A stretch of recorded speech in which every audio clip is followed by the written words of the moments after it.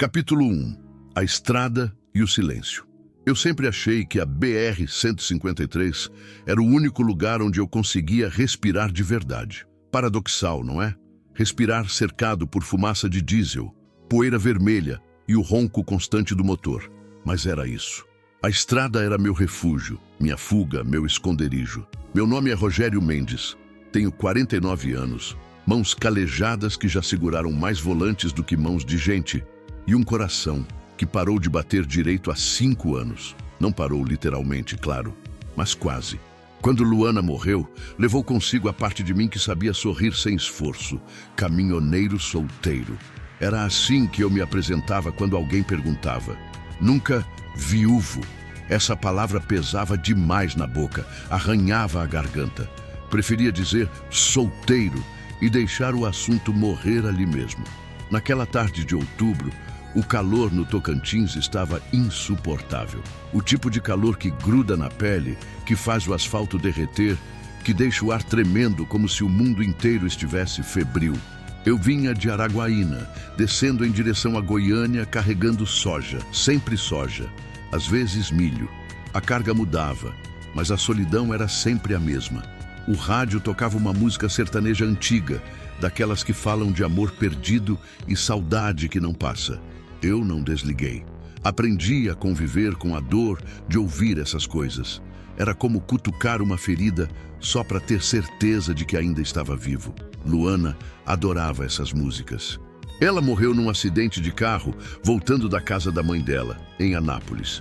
Choveu muito naquele dia. A pista ficou escorregadia. O carro derrapou e pronto, acabou. 5 anos se passaram e eu ainda acordava às vezes achando que ia encontrá-la na cozinha, fazendo café, reclamando do calor. A gente tinha planos, queríamos ter filhos. Já tínhamos até preparado um quarto pequenininho na nossa casa, com uma cama que compramos numa liquidação. Mas Luana se foi antes. E o quarto ficou lá, fechado, intocado, como um mausoléu, para um futuro que nunca chegou. Depois que ela morreu, a estrada virou minha casa. Eu passava semanas fora, aceitava qualquer frete, qualquer rota. Quanto mais longe, melhor. Goiás, Tocantins, Piauí, Maranhão. Não importava. O que importava era não ficar parado, não ficar sozinho com meus pensamentos dentro daquela casa vazia em Anápolis. Na estrada, eu tinha o motor, o vento, a paisagem mudando. Tinha a ilusão de movimento, de que eu estava indo para algum lugar. Mas no fundo, eu sabia a verdade. Eu estava fugindo de mim mesmo. Passava por colinas do Tocantins quando o sol já começava a descer, tingindo o céu de laranja e vermelho. As cigarras cantavam alto, aquele som estridente que parece furar os tímpanos. O cheiro de terra seca entrava pela janela aberta do caminhão, misturado com o diesel e o suor. Eu não falava com ninguém havia dias. Meu último contato humano tinha sido com o frentista de um posto em Guaraí 3 dias atrás. Completo? Ele perguntou. Completo, eu respondi. Só isso. 2 palavras. Suficiente. A solidão tinha se tornado minha companheira mais fiel. Dormia comigo na boleia, comia comigo nos botecos de beira de estrada, respirava o mesmo ar rarefeito. E eu tinha aprendido a gostar dela, ou pelo menos a tolerá-la, porque era melhor do que sentir. Sentir dói. Naquela tarde, enquanto o caminhão engolia quilômetros de asfalto rachado, eu pensei em Luana pela 1000ª vez naquele mês. Pensei no jeito que ela ria, jogando a cabeça para trás. Pensei nas mãos dela, pequenas e macias, tão diferentes das minhas. Pensei em como seria minha vida se ela ainda estivesse viva. Seríamos pais agora, provavelmente. Teríamos um filho de 4, 5 anos. Eu dirigiria menos, ficaria mais em casa. Ajudaria com a lição de casa, levaria para o parque aos domingos, reclamaria do barulho, mas adoraria secretamente. Mas tudo isso era só fantasia, só dor disfarçada de esperança. A realidade era esta. Um homem de 49 anos dirigindo sozinho por uma estrada vazia no interior do Tocantins, conversando com fantasmas, carregando um coração partido que insistia em continuar batendo. Eu não sabia ainda, mas tudo isso estava prestes a mudar. A apenas 6 quilômetros à frente, no acostamento poeirento daquela mesma BR-153, alguém estava gritando. E esse grito ia me arrancar do meu esconderijo de asfalto e solidão. Ia me obrigar a sentir de novo, ia me salvar, tentar novamente. Continue e alongue o próximo capítulo 2. O grito na beira da estrada. O grito cortou o ar como uma lâmina, agudo, desesperado, humano. Meu pé pisou no freio antes mesmo que meu cérebro processasse o que tinha ouvido. O caminhão gemeu, rangeu e parou devagar no acostamento, levantando uma nuvem de poeira vermelha que cobriu tudo. Desliguei o motor. O silêncio que veio depois foi pesado, quase sólido. Meu coração batia forte, rápido demais. Abri a porta da cabine e desci, sentindo o calor do chão atravessar a sola das botas. O sol estava baixo, mas ainda queimava como brasa. O ar cheirava a terra seca, mato queimado e aquele cheiro característico do cerrado quando o dia está morrendo. Olhei ao redor, nada. Só a estrada vazia se estendendo para frente e para trás, ondulando no calor. Então, ouvi de novo. Não era bem um grito dessa vez. Era um gemido, baixo, sufocado, desesperado. Vinha da lateral da estrada, uns 50 metros à frente, onde a vegetação ficava mais densa, onde o mato do cerrado crescia torto e ressecado. Comecei a andar. Cada passo levantava uma pequena nuvem de poeira. Minhas mãos estavam suadas, meu estômago apertado. Tinha algo errado ali, muito errado. Podia sentir. Era aquele tipo de sensação que caminhoneiro velho desenvolve depois de anos na estrada. Aquele instinto que te diz quando tem perigo por perto, quando as coisas não estão como deveriam estar. O gemido veio de novo, mais alto agora, mais urgente. Apressei o passo e então vi, meu Deus do céu. Na beira da estrada, meio escondida pelo capim alto e pela vegetação rasteira, estava uma mulher, jovem. Não devia ter mais de 25 anos. Cabelo escuro grudado no rosto suado. Roupas simples, rasgadas, e ela estava no chão, se contorcendo, tentando gritar, mas sem conseguir, porque havia uma cobra enrolada nela. Uma sucuri, gigantesca. Devia ter mais de 4 metros de comprimento, grossa como o meu braço, com a pele manchada em tons de marrom e amarelo.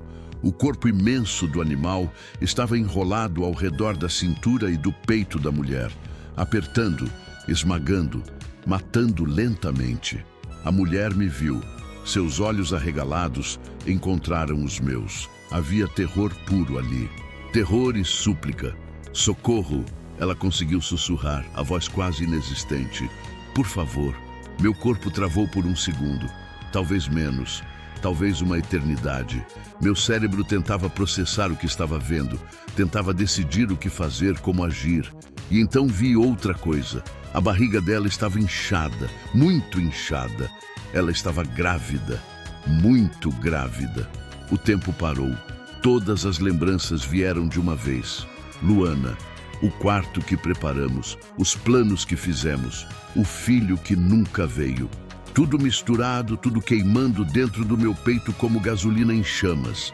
Corri sem pensar, sem planejar, sem saber exatamente o que ia fazer.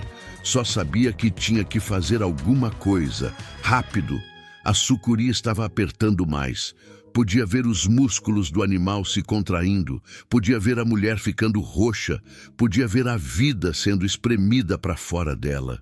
Cheguei perto e por um instante a cobra me olhou. Os olhos dela eram frios, indiferentes, apenas animais. Ela não estava sendo cruel.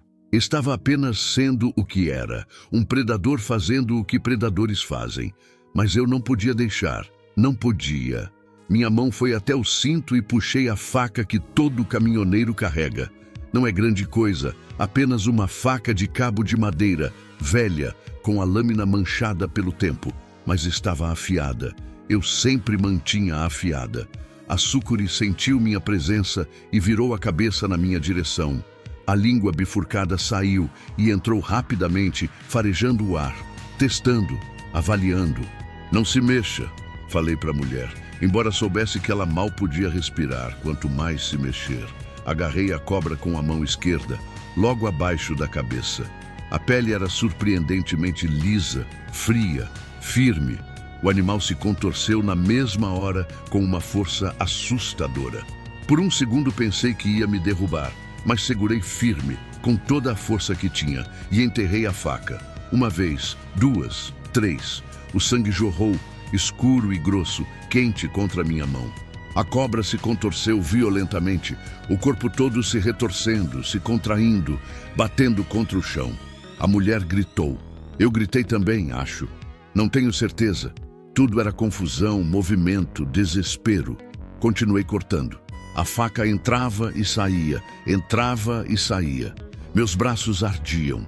Meu coração queria explodir. Suor escorria pelo meu rosto, misturado com poeira e sangue de cobra. A sucuri começou a afrouxar. Lentamente, muito lentamente, as espirais ao redor da mulher foram se abrindo. O animal ainda tentava apertar, ainda lutava, mas estava morrendo. Podia sentir a força diminuindo, os movimentos ficando mais lentos, mais fracos. Puxei o corpo da cobra com as duas mãos, desenrolando ela da mulher, jogando para longe. O animal caiu no chão e continuou se contorcendo por alguns segundos, depois ficou imóvel, morto. Caí de joelhos ao lado da mulher. Ela estava consciente, mas mal, muito mal. Respirava em golfadas curtas e dolorosas. O rosto estava vermelho, depois roxo, agora começando a voltar à cor normal. Mas os olhos continuavam arregalados, cheios de terror. Calma, falei, e minha voz saiu trêmula, irreconhecível. Calma, você está segura, eu te tirei. Acabou.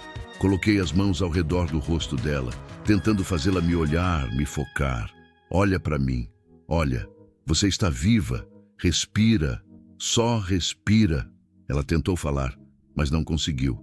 A boca se mexia, mas nenhum som saía. E então percebi, sangue. Havia sangue nas roupas dela. Não era sangue da cobra, era dela. Vinha de entre as pernas. Meu estômago gelou. Você está sangrando, falei, tentando manter a voz calma, mas fracassando completamente. O bebê está vindo? Ela assentiu. Lágrimas escorriam pelo rosto dela. Assentiu de novo, com mais força, e conseguiu dizer uma palavra. Ajuda. Levantei no mesmo instante, o pânico tomando conta de mim. Meu Deus, ela ia ter o bebê ali, agora, no meio do nada. Na beira da BR-153, cercada por mato seco e sangue de cobra. Passei os braços por baixo dela e a levantei. Ela gemeu de dor, mas não resistiu. Era leve, assustadoramente leve para uma mulher grávida. Comecei a andar de volta para o caminhão, tropeçando no terreno irregular, quase caindo 2 vezes. Aguenta, eu dizia, mais para mim do que para ela. Aguenta, vou te levar para o hospital. Aguenta. Mas não tinha hospital por perto. Eu sabia. A cidade mais próxima com posto de saúde era Colinas do Tocantins e ficava a quase 40 quilômetros dali. 40 quilômetros em estrada esburacada, com uma mulher entrando em trabalho de parto prematuro. Coloquei ela no banco do passageiro e corri para o outro lado. Liguei o motor com as mãos tremendo tanto que quase não consegui girar a chave. O caminhão deu partida com um rugido. Pisei fundo no acelerador. A mulher gemeu ao meu lado, curvando-se sobre a própria barriga. Como você se chama? Perguntei, precisando ouvir a voz dela, precisando que ela continuasse consciente. Marina, ela conseguiu dizer entre respirações curtas. Marina, bonito. Eu sou Rogério. Você vai ficar bem, Marina. Você e seu bebê. Vou te levar para o hospital. Aguenta mais um pouco. Ela assentiu, mas vi a dor no rosto dela. Vi o medo. O caminhão acelerou pela BR-153, cortando o fim de tarde do Tocantins. O sol estava quase embaixo da linha do horizonte agora, tingindo tudo de vermelho sangue. As cigarras continuavam cantando. O mundo continuava girando. E eu dirigia como nunca tinha dirigido na vida. porque pela primeira vez em 5 anos, desde que perdi Luana, eu tinha alguém dependendo de mim. Pela primeira vez em 5 anos, eu tinha um motivo para ter medo de perder alguém. Pela primeira vez em 5 anos, eu sentia alguma coisa além de vazio. Marina gemeu de novo, mais alto, e agarrou meu braço com força surpreendente. Está doendo, ela sussurrou. Está doendo muito. Eu sei, respondi, embora não soubesse de nada. Aguenta, por favor, aguenta. O velocímetro marcava 110, 120 quilômetros por hora. Perigoso com um caminhão carregado, mas não importava. Nada importava, exceto chegar a tempo. Olhei para o lado e vi Marina olhando para mim. Mesmo através da dor, ela olhava para mim com algo nos olhos. Gratidão, talvez, ou confiança. E naquele momento, com o sol morrendo atrás de nós e a estrada se estendendo à frente, eu fiz uma promessa silenciosa. Eu não ia deixar essa mulher morrer. Não ia deixar esse bebê morrer. Não de novo. Nunca de novo. Tentar novamente continue e alongue o próximo. Capítulo 3. O parto e o renascimento. Colinas do Tocantins apareceu no horizonte como uma miragem no meio do cerrado.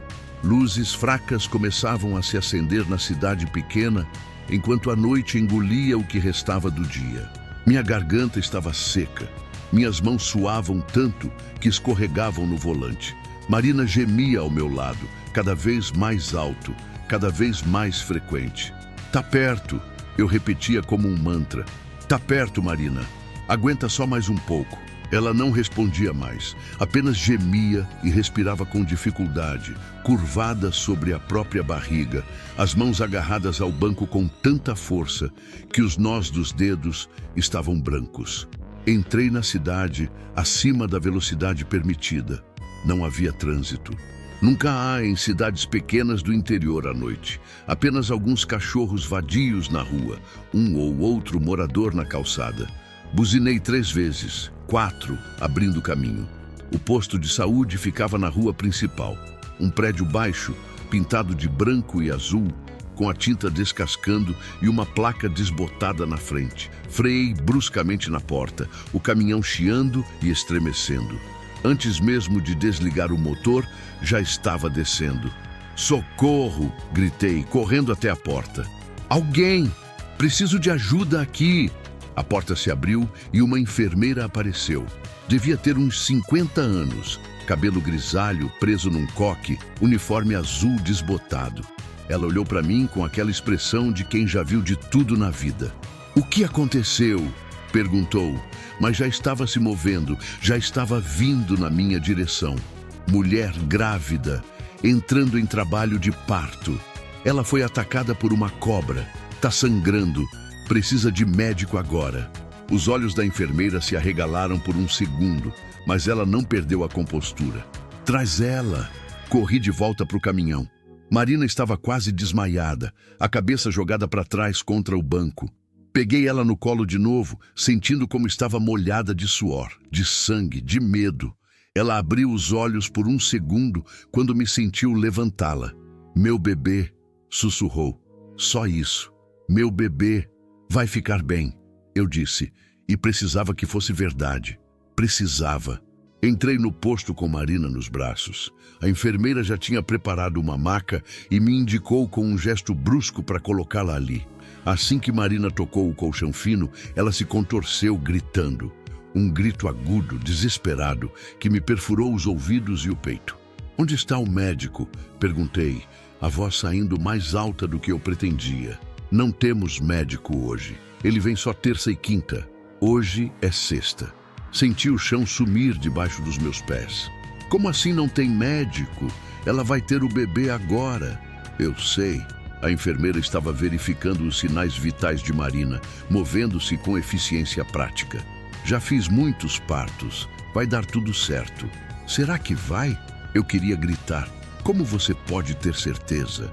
Mas não gritei. Apenas fiquei ali, paralisado, olhando Marina sofrer naquela maca, seu corpo inteiro tenso de dor. Outra enfermeira apareceu, mais jovem, com olhos assustados. Dona Creuza, eu ligo para a ambulância de Araguaína? Creuza, A enfermeira mais velha balançou a cabeça. Não dá tempo. Esse bebê tá vindo agora. Prepara a sala de parto. Rápido. Elas começaram a empurrar a maca. Marina gritou de novo, arqueando as costas. Tentei acompanhar, mas Creusa levantou a mão. O senhor fica aqui. Mas eu... aqui. A voz dela não deixava espaço para discussão. A gente cuida dela. E elas sumiram por uma porta, levando Marina, deixando-me sozinho naquela recepção minúscula que cheirava a álcool e desinfetante. Fiquei parado ali por 1 segundo, 2. Depois minhas pernas fraquejaram e tive que sentar numa das cadeiras de plástico encostadas na parede. Coloquei a cabeça entre as mãos. Minhas mãos estavam tremendo. Estavam sujas de sangue. Sangue da cobra. Sangue de Marina, talvez. Terra. Suor. Respirei fundo, tentando me acalmar, mas não conseguia. O ar parecia rarefeito. Meu peito estava apertado. Lágrimas queimavam meus olhos, mas não caíam. De repente, estava de volta naquele hospital em Anápolis, 5 anos atrás. Sentado numa sala de espera parecida com essa, esperando notícias de Luana. Vendo os médicos saírem com aquela expressão no rosto, aquela expressão que dizia tudo antes mesmo de abrirem a boca. Sinto muito, Sr. Mendes. Fizemos tudo o que podíamos. Não de novo. Levantei de um pulo e comecei a andar de um lado para o outro. O posto de saúde era pequeno. 3, 4 passos em cada direção. Virei, andei, virei de novo. Minhas botas faziam barulho no chão de cimento. Ouvi um grito vindo de dentro. Marina. Parei de andar e olhei fixo para a porta por onde ela tinha desaparecido. Meu coração batia descompassado. Tinha que fazer alguma coisa, qualquer coisa. Não podia apenas ficar ali esperando, mas era exatamente isso que eu tinha que fazer. Esperar, como esperei por Luana. Sentei de novo. Levantei, sentei. O tempo se arrastava como melaço. Cada segundo era uma eternidade. Ouvia sons vindos da sala de parto, vozes abafadas, mais gritos, o choro sufocado de Marina, as instruções firmes de Creusa. Fechei os olhos e rezei. Não rezava havia anos, desde o funeral de Luana. Tinha parado de acreditar que alguém lá em cima estava ouvindo, mas naquele momento, naquela recepção vazia, rezei mesmo assim. Por favor, sussurrei. Por favor, não deixa essa mulher morrer. Não deixa esse bebê morrer. Eu não aguento perder mais ninguém, por favor. Minha voz falhou no final. Não sei quanto tempo passou. Podiam ser minutos. Podia ser 1 hora. O tempo tinha perdido significado. Tudo que existia era aquela espera torturante, aquele silêncio pontuado por gritos abafados, aquele medo gelado instalado no meu peito. E então ouvi um choro, fino, agudo, furioso, choro de bebê. Levantei tão rápido que a cadeira quase tombou. Fiquei ali parado, tremendo inteiro, sem acreditar no que estava ouvindo. Um bebê chorando, vivo. A porta se abriu e a enfermeira mais jovem apareceu. Ela estava sorrindo, um sorriso cansado, mas genuíno. É um menino, ela disse, pequenininho, mas saudável. E a mãe está bem, cansada, mas bem. Minhas pernas fraquejaram de novo. Tive que me apoiar na parede. Tem certeza? Ela está bem? Os dois estão bem? Estão. A dona Creusa é boa. Muito boa. Foi tudo certo. Comecei a chorar. Não consegui segurar. 5 anos de dor represada saindo de uma vez. Chorei ali mesmo, na frente daquela enfermeira que não me conhecia. Chorei de alívio, de gratidão, de algo que não conseguia nomear. A enfermeira se aproximou e colocou a mão no meu ombro. O senhor quer ver? Assenti, sem conseguir falar. Ela me guiou até a sala. Era pequena, com uma maca no centro, equipamentos médicos antigos, mas funcionais. Marina estava deitada, pálida, exausta, os cabelos grudados na testa suada, mas estava viva. E nos braços dela, enrolado num lençol azul claro, estava um bebê minúsculo. Creusa estava terminando de limpar. Ela olhou para mim e assentiu, como se dissesse, cumpri minha parte. Marina levantou os olhos e me viu. Tentou sorrir, mas estava exausta demais. Você voltou, ela sussurrou. Eu não ia a lugar nenhum.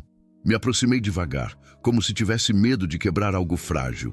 Olhei para o bebê. Era tão pequeno, tão perfeito. Os olhinhos fechados, as mãozinhas minúsculas cerradas em punho. Respirando, vivendo. Obrigada, Marina disse, e sua voz estava embargada. Você salvou a gente. Você... Obrigada.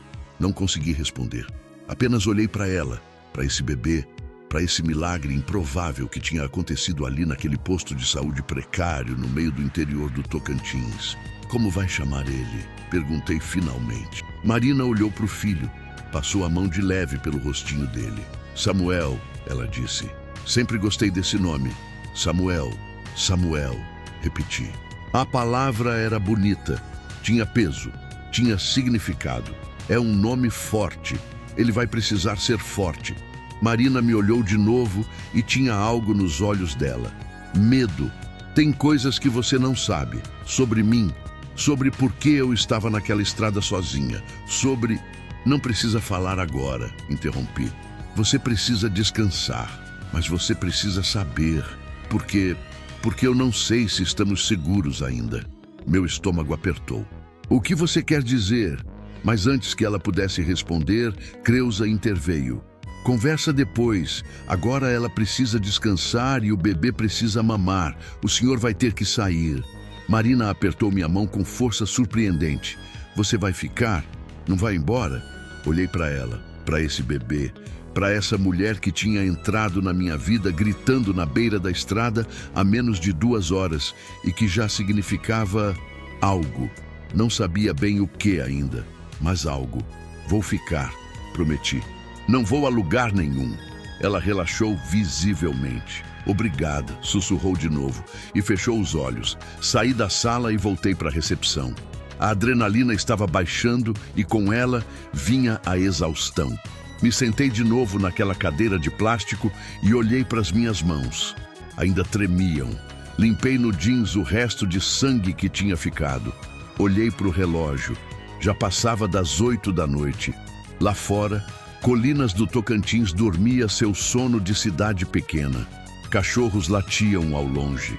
Um carro passou na rua barulhento e eu estava ali, vivo, com um caminhão cheio de soja estacionado na porta, com uma mulher e um bebê recém-nascido numa sala nos fundos, com 1 milhão de perguntas na cabeça. Que coisas Marina não tinha me contado? Por que ela estava sozinha naquela estrada?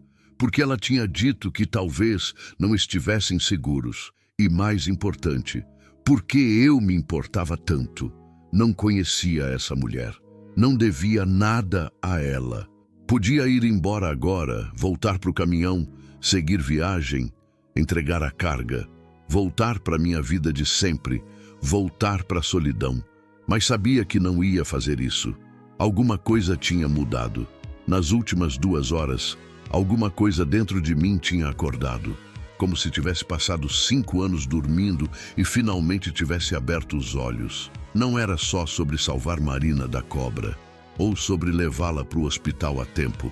Era sobre ouvir o choro daquele bebê. Era sobre ver a vida continuar apesar de tudo. Era sobre sentir, pela primeira vez desde que perdi Luana, que talvez o mundo não fosse apenas um lugar de dor e perda. Talvez houvesse ainda espaço para recomeços. Talvez eu não precisasse ficar preso naquele quarto fechado em Anápolis para o resto da vida. Talvez. Creusa saiu da sala de parto secando as mãos numa toalha.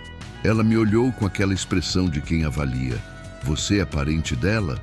Perguntou. Não. Achei ela na estrada, sendo atacada por uma cobra. Creusa assentiu devagar. Sei. Bom, ela vai ter que ficar aqui pelo menos 2 dias. Observação. O bebê também. Nasceu antes da hora, mas tá bem. Só precisa de cuidado. Posso ficar aqui? Tem um hotel na cidade. Hotel Ouro Verde. 2 ruas daqui. Não! Balancei a cabeça. Quero ficar aqui, perto, caso ela precise de alguma coisa. Creusa me estudou por um longo momento. Depois encolheu os ombros. Suit yourself. Tem um sofá no consultório. Posso trazer um cobertor. Obrigado. Ela saiu e voltou alguns minutos depois com um cobertor fino e um travesseiro amassado. Me guiou até um consultório pequeno com um sofá de couro rachado. Agradeci de novo e ela foi embora, deixando-me sozinho. Deitei no sofá, mas sabia que não ia conseguir dormir. E não consegui. Fiquei ali, olhando para o teto, ouvindo os sons do posto de saúde. Passos, vozes abafadas. Em algum momento, ouvi Samuel chorar. Um choro fraco, mas firme. E eu sorri. Sorri no escuro daquele consultório, sozinho, sem ninguém vendo. Porque pela primeira vez em 5 anos, eu não me sentia completamente morto por dentro. Havia vida ao meu redor. E talvez, só talvez, ainda houvesse vida dentro de mim também. Tentar novamente IP continue e alongue o próximo capítulo 4, Segredos e Sombras. Acordei com o sol entrando pela janela empoeirada do consultório. Meu pescoço doía, as costas também. O sofá de couro rachado não tinha sido feito para alguém da minha altura dormir. Mas tinha dormido, por algumas horas pelo menos. Me levantei devagar, sentindo cada articulação protestar. Passei a mão pelo rosto e senti a barba por fazer, áspera e irregular. Devia estar com uma aparência terrível. Olhei para o relógio, 6h20 da manhã. Lá fora, Colinas do Tocantins acordava devagar. Ouvia o canto dos pássaros, algum carro passando esporadicamente, vozes distantes. O cheiro de café vinha de algum lugar do posto de saúde. Saí do consultório e encontrei a enfermeira mais jovem. Descobri que se chamava Edilene, fazendo café numa cozinha minúscula nos fundos. Ela me viu e sorriu. Bom dia. Dormiu bem? Mais ou menos. Minha voz saiu rouca. Marina e o bebê? Como estão? Bem. Ela acordou umas 2 vezes de madrugada para amamentar. O Samuel tá mamando direitinho. É um guerreiro esse menino. Senti um alívio quente se espalhar pelo peito. Posso ver ela? Acho que ela ainda está dormindo, mas pode dar uma olhadinha. Caminhei até a sala onde Marina estava. A porta estava entreaberta. Empurrei de leve e expirei para dentro. Ela dormia na maca, virada de lado, com Samuel enrolado num berço improvisado ao lado dela. Na verdade, uma gaveta grande forrada com lençóis limpos. A luz da manhã entrava suave pela janela, iluminando os dois. Marina parecia mais jovem dormindo, mais frágil. O cabelo escuro espalhado no travesseiro, o rosto relaxado, mas ainda marcado pelo cansaço. Samuel dormia profundamente, as mãozinhas abertas, o peitinho subindo e descendo num ritmo regular. Fiquei ali parado, só olhando. Não sei por quanto tempo. Tinha algo de sagrado naquela cena. Algo que me fazia querer proteger, preservar, manter intocado. Rogério! A voz de Marina, baixinha, me sobressaltou. Ela tinha aberto os olhos e me olhava. Desculpa, falei rápido. Não queria acordar você. Ah, não acordou, já estava acordada. Ela tentou se sentar e fez uma careta de dor. Não se mexa muito, você ainda está machucada. Eu sei. Ela conseguiu se apoiar nos cotovelos e olhou para o filho. Um sorriso fraco apareceu no rosto dela. Ele é perfeito, não é? É. Obrigada. Marina me olhou nos olhos. De novo. Por tudo. Você salvou nossas vidas. Qualquer um teria feito o mesmo. Não.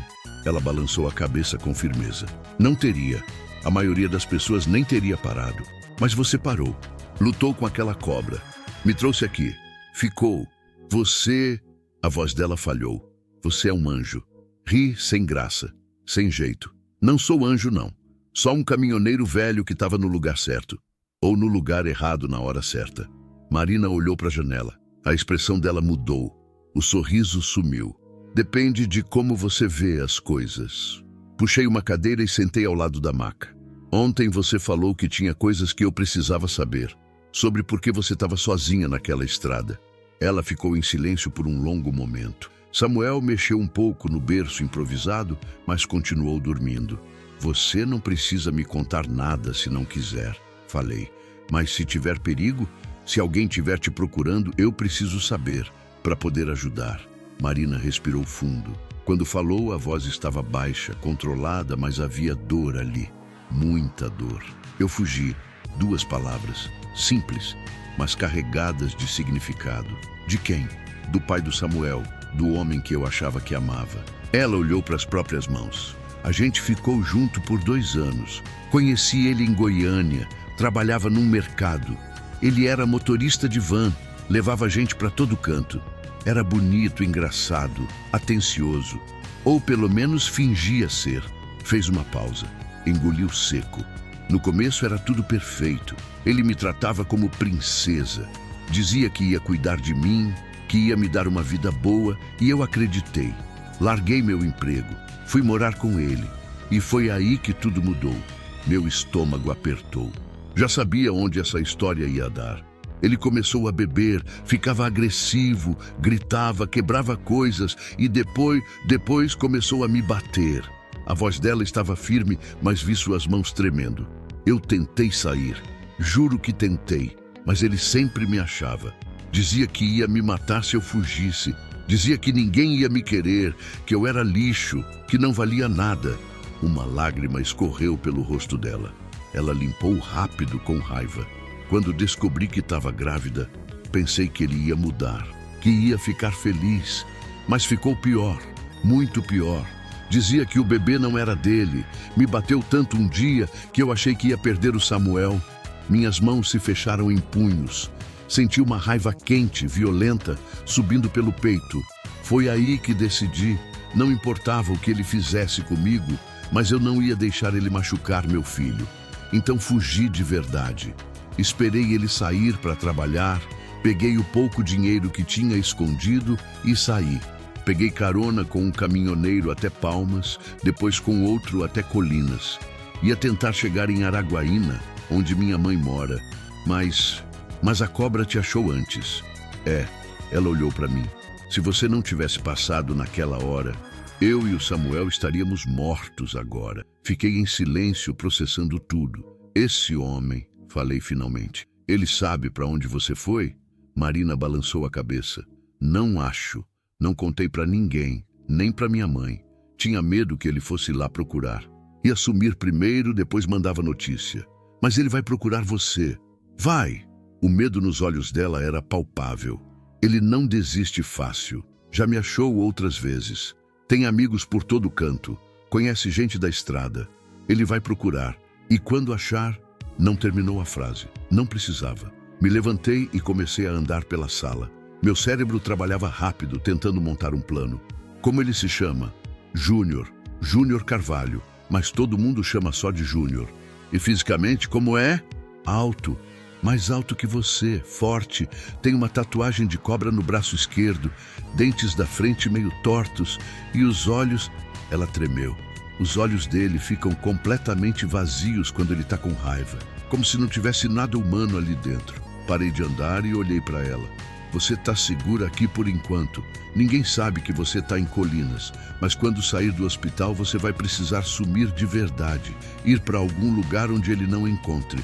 Não tenho para onde ir. Minha mãe não tem condições de me esconder. E eu não posso colocar ela em perigo. E parentes, amigos, não tenho ninguém. A voz dela quebrou. Sempre foi só eu. Minha mãe é sozinha também. Meu pai morreu quando eu era criança. Não tenho irmãos. Amigos sumiram todos quando eu comecei a ficar com o Júnior. Ele fez questão de me isolar. Voltei a sentar. Olhei para Marina, para Samuel, para esses 2 seres frágeis que o destino tinha colocado no meu caminho. Eu vou ajudar vocês, falei.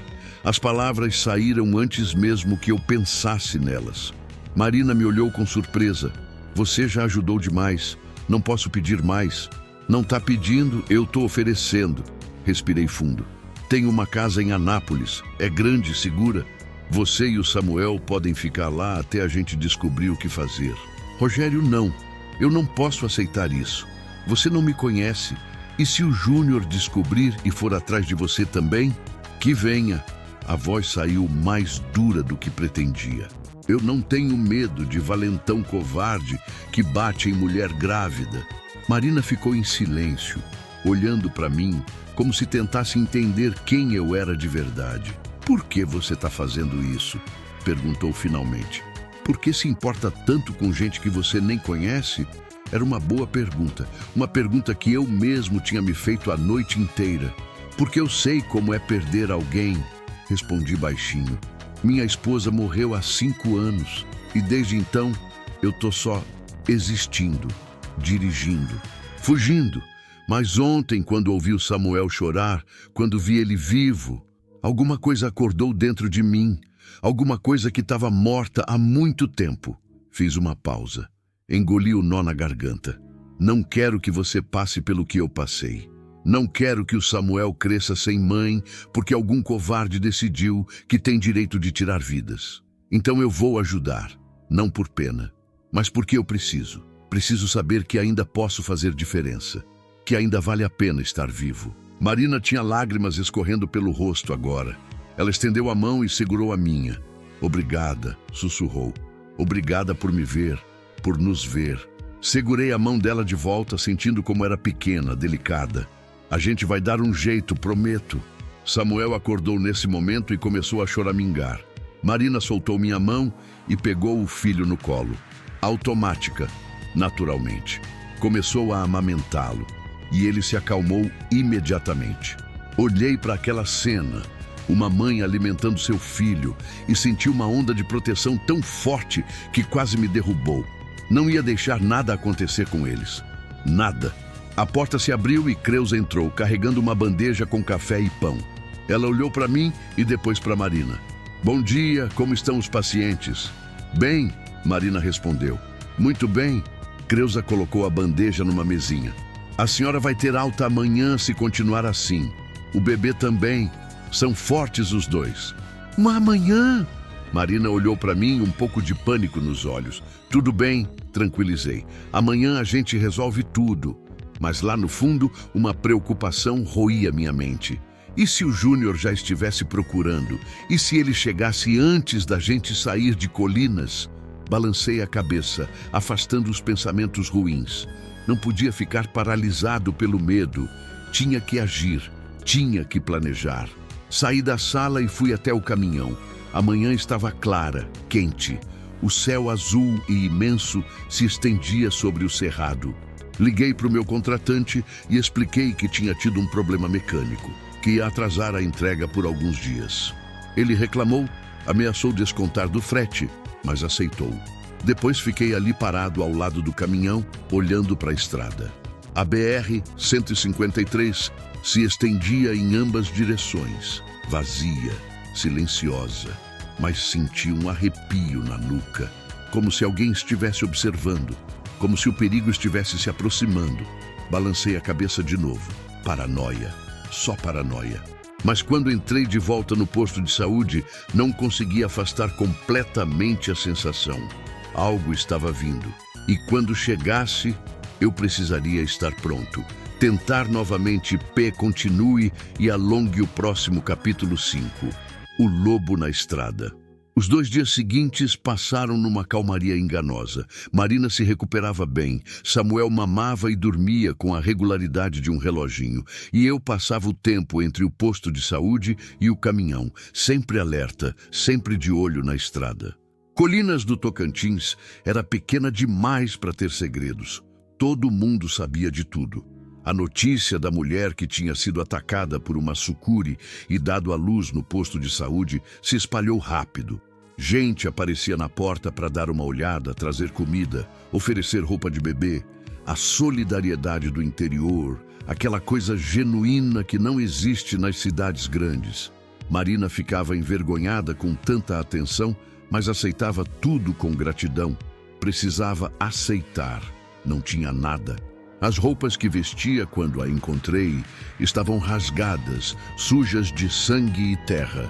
Uma senhora chamada Dona Zilda, que tinha uma loja de roupas na cidade, trouxe 2 sacolas cheias de peças simples, mas limpas.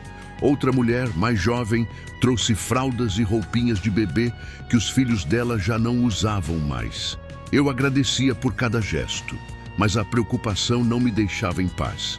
Toda vez que ouvia um carro se aproximando, meu corpo ficava tenso.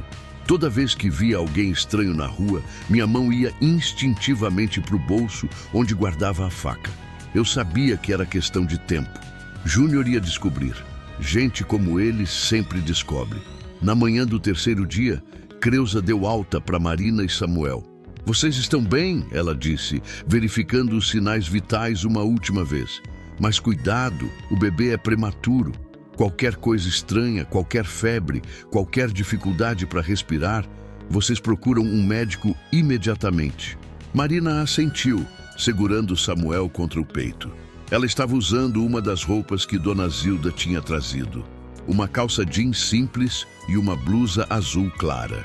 O cabelo estava preso num rabo de cavalo. Parecia tão jovem, tão vulnerável. Obrigada por tudo, Dona Creuza, ela disse. A senhora salvou nossa vida. Quem salvou foi o moço aqui. Creuza me olhou com aquela expressão avaliadora que ela sempre tinha. E vocês vão para onde agora? Anápolis. Respondi antes que Marina pudesse dizer qualquer coisa. Para minha casa. Vou cuidar deles até resolvermos as coisas. Creuza assentiu devagar. Ela não era boba. Devia ter percebido que havia mais nessa história do que estávamos contando. Mas não perguntou. Gente do interior sabe quando não deve fazer perguntas. Boa sorte então. Foi tudo que ela disse. Saímos do posto de saúde no meio da manhã. O sol já estava alto, queimando forte. Ajudei Marina a subir na cabine do caminhão. Ela se acomodou no banco do passageiro, segurando Samuel com cuidado. O bebê dormia, alheio a tudo. Liguei o motor. O ronco familiar me acalmou um pouco. Isso eu conhecia. Isso eu controlava. A estrada, o caminhão, a viagem, era meu território. Saímos de Colinas devagar, passando pelas ruas vazias da cidade. Alguns moradores acenaram. Dona Zilda estava na porta da loja e acenou também. Acenei de volta. Quando chegamos na BR-153, virei para sul, em direção a Goiás. A estrada estava vazia, como sempre. O asfalto rachado se estendia à frente, ondulando no calor. O cerrado dos dois lados, seco, dourado, infinito. Marina ficou quieta por muito tempo, só olhando pela janela. Samuel continuava dormindo, embrulhado num dos cobertores que tinham dado no posto. Você tá bem? Perguntei. Ela demorou para responder. Tenho medo, disse finalmente. Medo que ele descubra, medo que apareça do nada. Medo que não vai acontecer nada. Eu não vou deixar. Você não conhece o Júnior. Ele é persistente, obsessivo. Quando decide alguma coisa, não para até conseguir. Então, a gente vai ter que ser mais espertos que ele. Marina olhou para mim. Por que você está fazendo isso? De verdade. Não me deu uma resposta de verdade no hospital. Respirei fundo. Mantive os olhos na estrada. Porque nos últimos 5 anos eu morri por dentro. Perdi minha esposa e perdi a vontade de viver junto. Só ficava na estrada, fugindo, existindo sem propósito. Mas quando encontrei você, quando ouvi o Samuel chorar, alguma coisa mudou, como se finalmente tivesse um motivo para acordar de manhã. Fiz uma pausa, engoli seco. Você me deu algo em que acreditar de novo. Então não é caridade, é sobrevivência, a minha. Eu preciso ajudar vocês tanto quanto vocês precisam de ajuda. Marina ficou em silêncio. Depois ela estendeu a mão e tocou meu braço. Obrigada por ser honesto. Seguimos viagem. Os quilômetros iam passando. Paraíso do Tocantins, Gurupi, a fronteira entre Tocantins e Goiás. O cerrado continuava igual, como se não houvesse divisões, como se tudo fosse um só território infinito. Paramos uma vez num posto para abastecer e para Marina usar o banheiro. Fiquei do lado de fora da cabine, fumando um cigarro que nem sabia que ainda tinha. Meus olhos varriam o posto constantemente. Cada carro que chegava, cada pessoa que descia. Paranoia, mas paranoia necessária. Marina voltou e continuamos. Samuel acordou e começou a chorar. Marina o amamentou ali mesmo, na cabine em movimento, e ele se acalmou. Ela tinha jeito com o bebê. Natural, maternal. Luana teria sido assim também. Afastei o pensamento. Não era hora para isso. Já era final de tarde quando passamos por Porangatu. O sol começava a descer, tingindo o céu de laranja e rosa. Íamos parar em Uruaçu para dormir, pegar um hotel simples, descansar antes de seguir para Anápolis no dia seguinte. Foi quando vi no retrovisor. Uma caminhonete branca, picape, vidros escuros, vinha rápido, ultrapassando outros carros, colada no meu caminhão. Meu estômago gelou. Marina, falei, tentando manter a voz calma. Não olha agora, mas tem uma caminhonete branca atrás da gente. Conhece o carro do Júnior? Vi a cor sumir do rosto dela. Ela olhou para o retrovisor lateral e empalideceu ainda mais. É ele, sussurrou. Meu Deus, é ele. Tem certeza? Absoluta. Aquela caminhonete. E tem um adesivo na traseira, uma cobra. Ele colocou porque acha legal. Meu coração disparou. Como ele descobriu? Não sei, não sei. A voz dela estava subindo, entrando em pânico. Eu não contei para ninguém. Juro que não. Calma, fica calma. Mas não estava calmo. Nem um pouco. Minha mente trabalhava rápido. O que fazer? Continuar dirigindo? Parar e enfrentar? Tentar fugir? A caminhonete colou ainda mais. Buzinou. Uma vez, duas, 3 vezes longas, agressivas. Ele quer que a gente pare, Marina disse, e sua voz estava trêmula. Samuel sentiu a tensão e começou a chorar. Rogério, o que a gente faz? Olhei na frente. A estrada era reta, vazia. Não tinha para onde ir.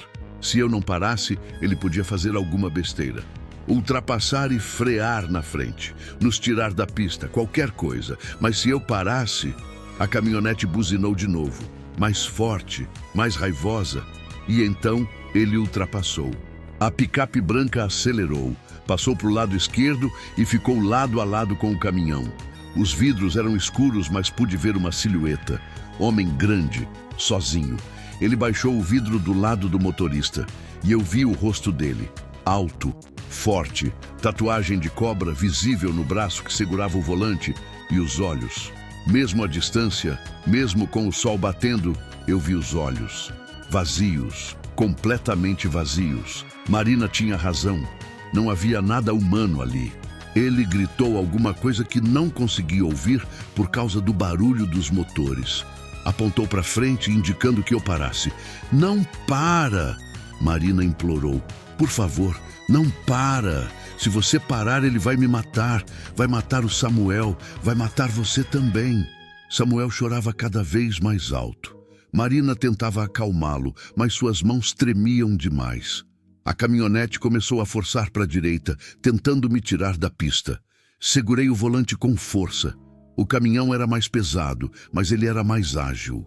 Meu cérebro trabalhava freneticamente.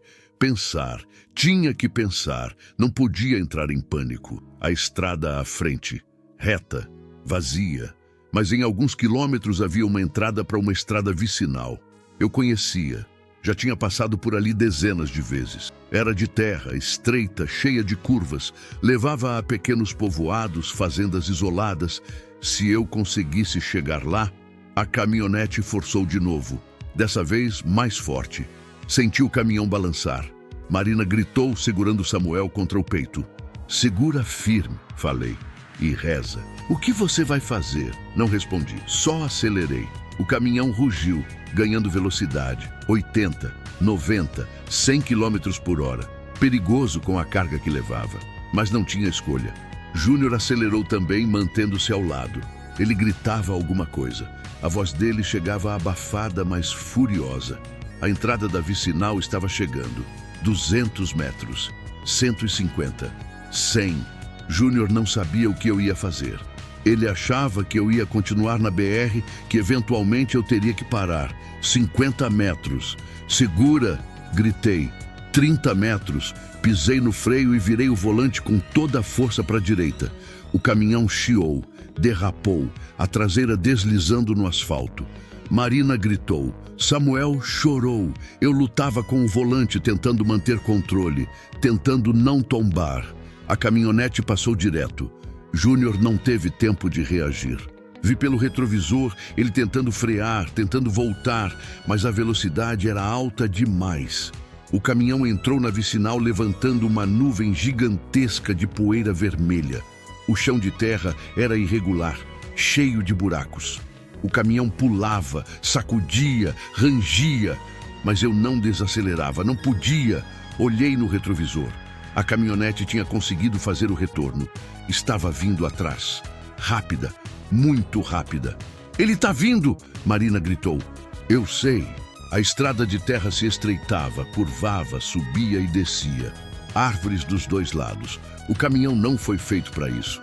Mas continuei, ultrapassando o limite, forçando a máquina além do que devia. A caminhonete ganhava terreno, mais ágil, mais rápida em terra. Uma curva fechada à frente. Freiei, virei, senti a traseira derrapar de novo. Quase bati numa árvore. Quase. Acelerei de novo. Marina rezava em voz alta agora. Fragmentos de orações misturados com súplicas. Samuel chorava sem parar, assustado com os solavancos, com o barulho, com o medo que preenchia a cabine. A caminhonete estava cada vez mais perto. 20 metros. 15. 10. Ela bateu na traseira do caminhão. O impacto me jogou para frente. Segurei o volante com força. A cabeça de Marina bateu no vidro. Ela gemeu de dor, mas continuou segurando Samuel. Júnior bateu de novo. Mais forte, o caminhão balançou perigosamente. Se ele continuasse batendo, ia nos tirar da estrada, ia nos fazer capotar. Tinha que fazer alguma coisa. À frente, a estrada alargava um pouco, uma clareira, e tive uma ideia. Louca, suicida, mas era tudo que tinha. Esperei a caminhonete se aproximar de novo. 20 metros, 15, 10. E então, friei, forte, de uma vez. O caminhão parou quase instantaneamente, levantando uma parede de poeira. A caminhonete não teve tempo de frear. Bateu com tudo na traseira do caminhão. O som do impacto foi ensurdecedor. Metal contra metal. Vidro quebrando. Plástico estourando. Olhei no retrovisor. A caminhonete estava parada, a frente toda amassada. Vapor saía do capô. O para-brisa tinha rachado em forma de teia de aranha. Mas Júnior estava vivo. Conseguia ver a silhueta dele se mexendo dentro da cabine. "Rogério, ele está saindo!" Marina gritou. E estava. A porta do motorista se abriu e Júnior desceu. Cambaleou um pouco, tonto com o impacto. Havia sangue no rosto dele, descendo da testa. Mas ele continuava de pé e tinha uma arma na mão. Meu sangue gelou. Ele começou a andar em direção ao caminhão, devagar, deliberado, a arma erguida. "Desce daí, sua vadia!" ele gritou. A voz era rouca, cheia de ódio. "Desce agora ou eu atiro em vocês dois!" Marina estava paralisada de medo. Samuel chorava tanto que parecia que ia sufocar. Júnior estava a 10 metros, 8, 6. Não tinha saída, não tinha para onde ir. Se eu tentasse fugir, ele ia atirar. Se ficássemos parados, ele ia nos matar de qualquer jeito. A não ser que... Minha mão foi até a chave de ignição. O motor ainda estava ligado, 4 metros. "Eu vou contar até 3, Júnior gritou. 1. Minha mão tremeu sobre a chave. 2. Olhei para Marina. Ela me olhava de volta, os olhos arregalados de terror. "Perdoa", sussurrei. E soltei o freio e pisei fundo no acelerador. O caminhão arrancou para frente direto em cima de Júnior. Ele não esperava. Seus olhos se arregalaram. Tentou pular para o lado, mas não teve tempo. Fechei os olhos no último segundo. Senti o impacto. Leve, como passar por cima de um buraco. Marina gritou. Continuei acelerando. Não olhei para trás. Não podia. Não queria ver. O caminhão avançou pela estrada de terra, sacudindo, rangendo, mas em frente, sempre em frente. Marina chorava agora, soluçava alto, agarrada em Samuel. Minhas mãos tremiam no volante. Meu coração batia tão forte que parecia que ia explodir. O que eu tinha feito? O que eu tinha feito? Mas não podia parar para pensar. Tinha que continuar. Tinha que sair dali. Tinha que colocar distância entre nós e aquele lugar. Dirigi por mais 15 minutos na estrada de terra até encontrar outra saída que levava de volta para a BR-153, mas muitos quilômetros à frente, longe do local do acidente. Quando finalmente voltei para o asfalto, desacelerei. Minha respiração estava descontrolada, suor escorria pelo meu rosto. Marina continuava chorando baixinho, balançando Samuel para frente e para trás. "Ele está morto", ela sussurrou. "Você matou ele." "Já não sei." Minha voz saiu estranha, distante, não sei. E se tiver, e se você... Eu salvei nossas vidas. Olhei para ela. Ele ia nos matar, Marina. Todos nós. Ele tinha uma arma. Não tinha escolha. Ela assentiu, mas continuou chorando. Eu também queria chorar, mas não podia. Tinha que dirigir, tinha que nos tirar dali, tinha que nos levar para casa, para segurança. Se é que existia alguma segurança depois do que acabamos de fazer. Tentar novamente continue. E alongue o próximo capítulo 6. Memórias que sangram. Dirigi o resto do caminho em silêncio absoluto, exceto pelo choro ocasional de Samuel e pelos soluços abafados de Marina. Meus olhos ficavam fixos na estrada, mas minha mente estava presa naquele momento. O impacto, o som, a sensação de passar por cima de algo, de alguém. Eu tinha matado um homem? Não sabia. E essa incerteza era talvez pior do que saber a verdade. Passamos por Uruaçu sem parar. Depois, Jaraguá. A noite tinha caído completamente e a BR-153 estava quase vazia. Apenas alguns caminhões, como o meu, cortando a escuridão com faróis amarelados, levando suas cargas para algum destino distante. Normalmente eu gostava de dirigir à noite. Havia uma solidão confortável nela, um silêncio que acalmava. Mas naquela noite, cada sombra parecia ameaçadora. Cada par de faróis que aparecia atrás de nós fazia meu coração disparar. Seria polícia? Seria alguém procurando pela gente? Marina finalmente parou de chorar quando chegamos perto de Anápolis. Samuel tinha adormecido, exausto de tanto chorar. Ela o segurava contra o peito como se ele fosse a única coisa real no mundo. Rogério, ela disse pela primeira vez em horas. A voz estava rouca, cansada. Você acha que ele sobreviveu? Não sabia o que responder. Queria dizer que sim, que ele tinha conseguido pular a tempo, que o caminhão tinha apenas passado raspando, mas seria mentira. Eu tinha sentido o impacto. Não sei, respondi honestamente. Mas Marina, escuta, mesmo se ele não sobreviveu, foi legítima defesa. Ele estava armado, ia nos matar, não tivemos escolha. E se a polícia não acreditar nisso? E se acharem que foi assassinato? Então a gente vai explicar tudo. Vão ver as marcas na caminhonete dele, vão ver que ele bateu na gente primeiro, vão ver a arma. Mas enquanto falava, uma dúvida corroía minha mente. E se ninguém encontrasse a arma? E se alguém tivesse pegado antes? E se não houvesse provas? Balancei a cabeça, afastando os pensamentos. A gente precisa descansar, falei. Pensar com a cabeça clara. Amanhã decidimos o que fazer. Marina assentiu fracamente. Entramos em Anápolis quase meia-noite. A cidade dormia, as ruas vazias iluminadas por postes fracos. Conhecia cada esquina, cada rua. Tinha morado ali a vida inteira. Ali tinha crescido, casado com Luana, construído nossa casa, sonhado nossos sonhos. E era ali que Luana tinha morrido. Dirigi até meu bairro. Um bairro simples na periferia, casas pequenas e parecidas, muros baixos, jardins modestos. Estacionei o caminhão na frente da minha casa. Uma construção térrea, pintada de amarelo desbotado, com grades nas janelas e um pequeno jardim na frente que eu não cuidava havia anos. É aqui, falei. Marina olhou para casa, não disse nada. Estava cansada demais para qualquer reação. Desci e dei a volta para ajudá-la. Ela entregou Samuel para mim enquanto descia, com cuidado por causa dos pontos do parto. O bebê continuou dormindo, o rostinho relaxado, alheio a todo o horror que tinha acontecido. Peguei Samuel no colo, tão leve, tão frágil, e senti meu peito apertar. Quando foi a última vez que tinha segurado um bebê? Nunca percebi, nunca tinha tido a chance. Abrimos a porta da frente e entramos. A casa estava exatamente como eu tinha deixado 2 semanas atrás. Escura, silenciosa, cheirando a mofo e poeira. Acendi a luz da sala e olhei ao redor com os olhos de quem via tudo pela primeira vez em muito tempo. Estava uma bagunça. Não a bagunça de sujeira, mas a bagunça da ausência. Revistas velhas empilhadas no sofá.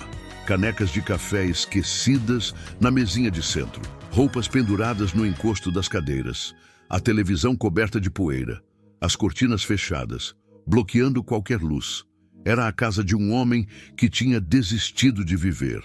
Marina entrou atrás de mim e parou, olhando ao redor. Não disse nada, não precisava. Desculpa a bagunça, falei embaraçado. Eu não passo muito tempo aqui. Tudo bem. A voz dela estava baixa, sem julgamento. Passei Samuel de volta para ela e acendi mais luzes. A cozinha, o corredor, tudo vazio, tudo parado no tempo. Tem 2 quartos, expliquei. O meu e outro. Não consegui dizer o quarto que preparamos para o bebê. As palavras enroscaram na garganta. Caminhei até o fim do corredor. A porta do segundo quarto estava fechada. Havia estado fechada por 5 anos. Minha mão hesitou sobre a maçaneta. Será que conseguia fazer isso? Respirei fundo e abri. O cheiro de mofo era mais forte ali. A janela estava fechada, as cortinas puxadas. Acendi a luz e ali estava, intocado, preservado como um museu de dor. A cama pequena que Luana e eu tínhamos comprado numa liquidação, o guarda-roupa branco, a cômoda, um móbile de passarinhos pendurado no teto, imóvel, coberto de poeira. Na parede, papel de parede amarelo claro com desenhos de nuvens que Luana tinha insistido em colocar ela mesma. Para quando nosso filho chegar, ela tinha dito subindo na escada, colando o papel com tanto cuidado. Quero que seja perfeito, mas nosso filho nunca chegou. E Luana também não estava mais aqui. Senti Marina se aproximar atrás de mim. Ela parou na porta, olhando para o quarto. Era para o seu filho, ela disse baixinho. Não era pergunta. Era. Minha voz saiu rouca. A gente estava tentando engravidar quando Luana morreu. Já tinha preparado tudo. As roupinhas estão naquela gaveta. Fraldas, brinquedos, tudo. Entrei no quarto lentamente, como quem pisa em solo sagrado. Abri a janela, deixando o ar fresco da noite entrar. A poeira dançava na luz fraca. Depois que ela morreu, eu não consegui mexer aqui. Fechei a porta e deixei assim, como se um dia fosse voltar e encontrar tudo diferente, como se fosse acordar e descobrir que os últimos 5 anos foram só um pesadelo. Marina entrou também, olhando ao redor. Samuel acordou e começou a choramingar. Ela uninava automaticamente, mas os olhos dela continuavam no quarto. Rogério, ela disse depois de um longo silêncio. Você tem certeza que quer que a gente fique aqui? Nesse quarto? Isso não vai ser difícil demais para você? Olhei para ela, para Samuel, para esse bebê que tinha chegado na minha vida 3 dias atrás, de um jeito tão inesperado, tão violento, tão necessário. Vai ser difícil, admiti. Mas talvez seja exatamente o que esse quarto precisa. Talvez precise parar de ser um mausoléu e voltar a ser o que era para ser desde o começo, um quarto de criança. Marina tinha lágrimas nos olhos. Você é um homem bom, Rogério Mendes. Um homem muito bom. Não me sentia bom. Me sentia cansado, assustado, talvez até culpado pelo que tinha acontecido naquela estrada de terra. Mas havia também algo mais. Algo que não sentia havia muito tempo. Esperança. Vou pegar lençóis limpos, falei, saindo do quarto antes que as lágrimas começassem. E vou esquentar alguma coisa para você comer. Deve estar morrendo de fome. Na verdade, eu queria era ficar sozinho por alguns minutos, processar tudo, respirar sem que ninguém estivesse olhando. Fui até meu quarto, tão bagunçado quanto o resto da casa, e procurei lençóis limpos no armário. Encontrei alguns que Luana tinha bordado, flores pequenas nas bordas. Seu trabalho manual sempre foi delicado, preciso. Segurei os lençóis contra o peito por um momento, sentindo o cheiro de mofo e memórias. Eu não sei se estou fazendo a coisa certa, sussurrei para o vazio. Não sei se você aprovaria, mas eu preciso fazer isso, Luana. Preciso sentir que ainda importo para alguém, que ainda posso fazer diferença. O silêncio foi a única resposta. Voltei para o quarto do bebê. Marina estava sentada na cama, amamentando Samuel. A cena era tão natural, tão certa, que tirou meu fôlego. Troquei os lençóis em silêncio. Abri as gavetas da cômoda e encontrei as roupinhas que Luana tinha comprado. Amarelo e branco, neutras, porque a gente queria ter a surpresa de saber o sexo só quando nascesse. Pode usar essas roupas, ofereci. E tem fraldas também. Podem estar velhas, mas ainda tão lacradas. Obrigada. Marina olhou para as roupinhas com ternura. São lindas. Fui para a cozinha e esquentei um resto de macarrão que tinha no freezer. Não era grande coisa, mas era comida.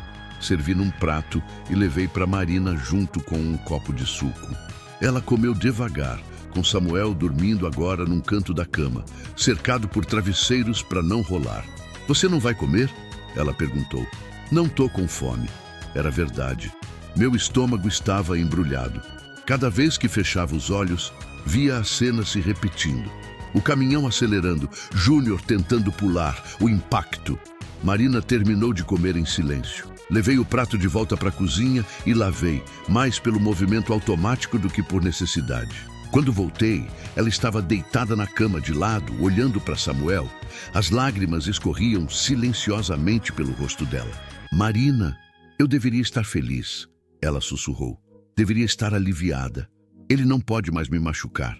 Não pode machucar o Samuel, mas eu só consigo pensar. Eu fiz isso. Por minha causa você teve que fazer aquilo. Por minha causa você pode ter. Para. Sentei na beirada da cama. Isso não foi culpa sua. Nada disso. A culpa é só dele, do Júnior. Ele escolheu ser violento, escolheu te perseguir, escolheu apontar uma arma pra gente. Nós só fizemos o que era preciso para sobreviver. E se a polícia não ver assim, então a gente enfrenta, juntos. Coloquei a mão sobre a dela. Você não tá sozinha mais. Nem você, nem o Samuel. Eu não vou deixar nada acontecer com vocês. Ela apertou minha mão com força. Por que você se importa tanto? A gente é nada para você. Só estranhos que você achou na estrada. Vocês não são estranhos. As palavras saíram antes que eu pudesse pensar nelas. Não sei explicar, mas quando ouvi você gritar naquela estrada, quando vi você sendo esmagada por aquela cobra, alguma coisa dentro de mim acordou. Como se finalmente tivesse encontrado o que estava procurando esses 5 anos todos. Um propósito, um motivo. Fiz uma pausa. Olhei para Samuel dormindo tão tranquilo. Minha esposa morreu e eu morri junto. Ou pelo menos a parte de mim que sabia viver. Mas você e o Samuel, vocês me lembraram que ainda estou aqui. Que ainda posso fazer diferença. Que ainda vale a pena acordar de manhã. Marina chorava abertamente agora. Você nos salvou, mas a verdade é que você se salvou também. Sorri tristemente. Acho que sim. Ficamos em silêncio por alguns minutos. Samuel roncava baixinho, um som suave que preenchia o quarto. Descansa, falei finalmente levantando. Amanhã a gente pensa no que fazer, mas hoje só descansa. Rogério, virei na porta. Obrigada, por tudo, por nos dar um lar. Meu peito apertou. É vocês que estão me dando um lar de volta. Saí e fechei a porta devagar. Fiquei parado no corredor por um longo momento, ouvindo os sons da casa, o tic-tac do relógio na sala, o barulho distante de carros na rua e, vindo do quarto, o respirar suave de um bebê. Pela primeira vez em 5 anos, a casa não estava completamente silenciosa. Pela primeira vez em 5 anos, havia vida entre essas paredes. Fui para o meu quarto e me joguei na cama sem tirar a roupa. Meu corpo estava exausto, mas minha mente corria desenfreada. O que tinha acontecido naquela estrada de terra? Júnior estava morto? Ferido? Alguém já tinha encontrado ele? A polícia já estava procurando por nós? E se estivesse, o que eu faria? Entregaria? Enfrentaria? Fugiria? Não tinha respostas. Só tinha perguntas e medo. Mas lá no fundo, por baixo de todo o medo e da culpa e da incerteza, havia também algo mais. Gratidão. Gratidão por ter parado naquela estrada quando ouvi o grito. Gratidão por ter lutado com a cobra. Gratidão por ter levado Marina para o hospital. Gratidão por ter protegido ela e Samuel do lobo que os perseguia. Porque no processo de salvar eles, eu tinha começado a me salvar também. Fechei os olhos e pela primeira vez em 5 anos rezei uma oração de gratidão em vez de súplica. Obrigado, sussurrei no escuro, por me dar uma razão para continuar, por me lembrar que ainda sou humano, por me dar uma família de novo, mesmo que não seja a família que eu esperava. E então, exausto de corpo e alma, finalmente dormi. E pela primeira vez em muito tempo, não sonhei com Luana morrendo. Sonhei com Samuel crescendo. Sonhei com Marina sorrindo. Sonhei com uma casa cheia de vida. E quando acordei na manhã seguinte, com o choro de bebê ecoando pelo corredor, não senti raiva ou tristeza. Senti paz. Tentar novamente continue e alongue o próximo capítulo 7, a tempestade e a decisão. Acordei com o sol já alto, entrando pela janela do quarto. Meu corpo doía inteiro, as costas, o pescoço, os ombros. Tinha dormido de roupa, sem nem tirar as botas. O relógio marcava quase 9 da manhã. Não dormia até essa hora havia anos. O choro de Samuel vinha do outro quarto. Não era um choro desesperado, apenas aquele choramingo insistente de bebê que quer atenção. Ouvi a voz baixa de Marina tentando acalmá-lo, cantarolando alguma coisa. Levantei devagar, sentindo cada músculo protestar. Fui até o banheiro, lavei o rosto com água fria e olhei para o espelho. O homem que me encarava de volta parecia 10 anos mais velho. Olheiras profundas, barba por fazer, cabelo bagunçado, mas havia algo diferente nos olhos, uma intensidade que não estava lá antes. Troquei de roupa, calça jeans limpa e uma camisa de botão azul, e fui até a cozinha. Precisava fazer café, precisava pensar, precisava decidir o que fazer. Enquanto a cafeteira antiga trabalhava, liguei a televisão na sala, baixo, para não acordar Marina se ela tivesse conseguido voltar a dormir. Mudei os canais até encontrar um noticiário local. Meu estômago apertou quando a notícia apareceu. Homem encontrado gravemente ferido em estrada vicinal próxima a Porangatu. A vítima, identificada como Júnior Carvalho, 34 anos, foi localizada por moradores da região na manhã de ontem. Segundo testemunhas, Carvalho apresentava múltiplas fraturas e estava inconsciente ao lado de uma caminhonete acidentada. Ele foi levado ao hospital regional, onde permanece em estado grave. A polícia investiga as circunstâncias do acidente e procura por outros veículos envolvidos. Desliguei a TV com as mãos tremendo. Vivo! Júnior estava vivo. Não sabia se sentia alívio ou terror. Alívio porque não tinha matado ninguém. Terror porque isso significava que ele ainda era uma ameaça. Estado grave. Múltiplas fraturas, inconsciente, mas vivo. E se ele acordasse, se contasse sua versão dos fatos, diria que nós tentamos matá-lo, que atropelamos ele de propósito, ou talvez não se lembrasse de nada. Traumas na cabeça podiam causar amnésia. Podia ser que não soubesse quem o tinha atingido, ou podia ser que lembrasse de tudo perfeitamente e estivesse nesse exato momento falando com a polícia. Rogério? Virei. Marina estava parada na entrada da sala, com Samuel no colo. Ela tinha vestido uma das roupas que Dona Zilda tinha dado. Uma calça de moletom cinza e uma blusa branca simples. O cabelo estava preso num coque desalinhado. Parecia cansada, mas estava de pé, funcionando, sendo mãe. Bom dia, falei, tentando soar normal. Ela olhou para a TV desligada, depois para mim. O que aconteceu? Você viu alguma coisa? Não adiantava mentir. Encontraram o Júnior, tá vivo, no hospital em estado grave. A cor fugiu do rosto dela. Ela se apoiou no batente da porta. Meu Deus! Senta, vem, senta aqui. Guiei ela até o sofá. Samuel começou a choramingar de novo e ela automaticamente começou a balançá-lo. Ele está inconsciente, múltiplas fraturas, mas está vivo. Ele vai contar, vai dizer que foi a gente. Vão nos prender. A voz dela estava subindo, entrando em pânico. Calma, calma. A gente não sabe o que ele vai dizer. Pode ser que nem se lembre. E mesmo que lembre, ele estava armado, Marina. Ele nos perseguiu, bateu no caminhão, Ameaçou matar a gente. Foi legítima defesa. Você acha que alguém vai acreditar nisso? Um caminhoneiro e uma mulher fugindo contra a palavra dele? Não tinha resposta para isso, porque ela tinha razão. Nossa palavra contra a dele. E Júnior podia ser muito convincente quando queria. Marina tinha me contado como ele manipulava, como distorcia as coisas. A gente precisa de um advogado, falei finalmente. Alguém que possa nos orientar. Alguém que saiba como lidar com isso. Não tenho dinheiro para advogado. Eu tenho algumas economias, não é muito, mas... Samuel começou a chorar mais alto. Marina tentava acalmá-lo, mas suas mãos tremiam demais. Ele está com fome, ela disse. Preciso amamentar ele. Vai, eu faço café da manhã. A gente come e depois pensa com calma no que fazer. Ela assentiu e voltou para o quarto. Fiquei ali parado por um momento, olhando para a TV desligada, minha mente trabalhando freneticamente. Tínhamos opções. Podíamos ir até a polícia e contar tudo primeiro, antes que Júnior acordasse.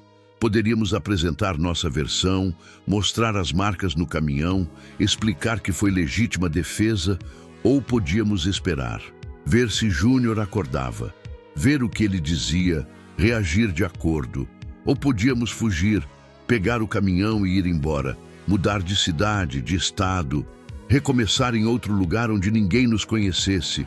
Todas as opções pareciam ruins. Todas tinham riscos. Fui para a cozinha e comecei a preparar café da manhã.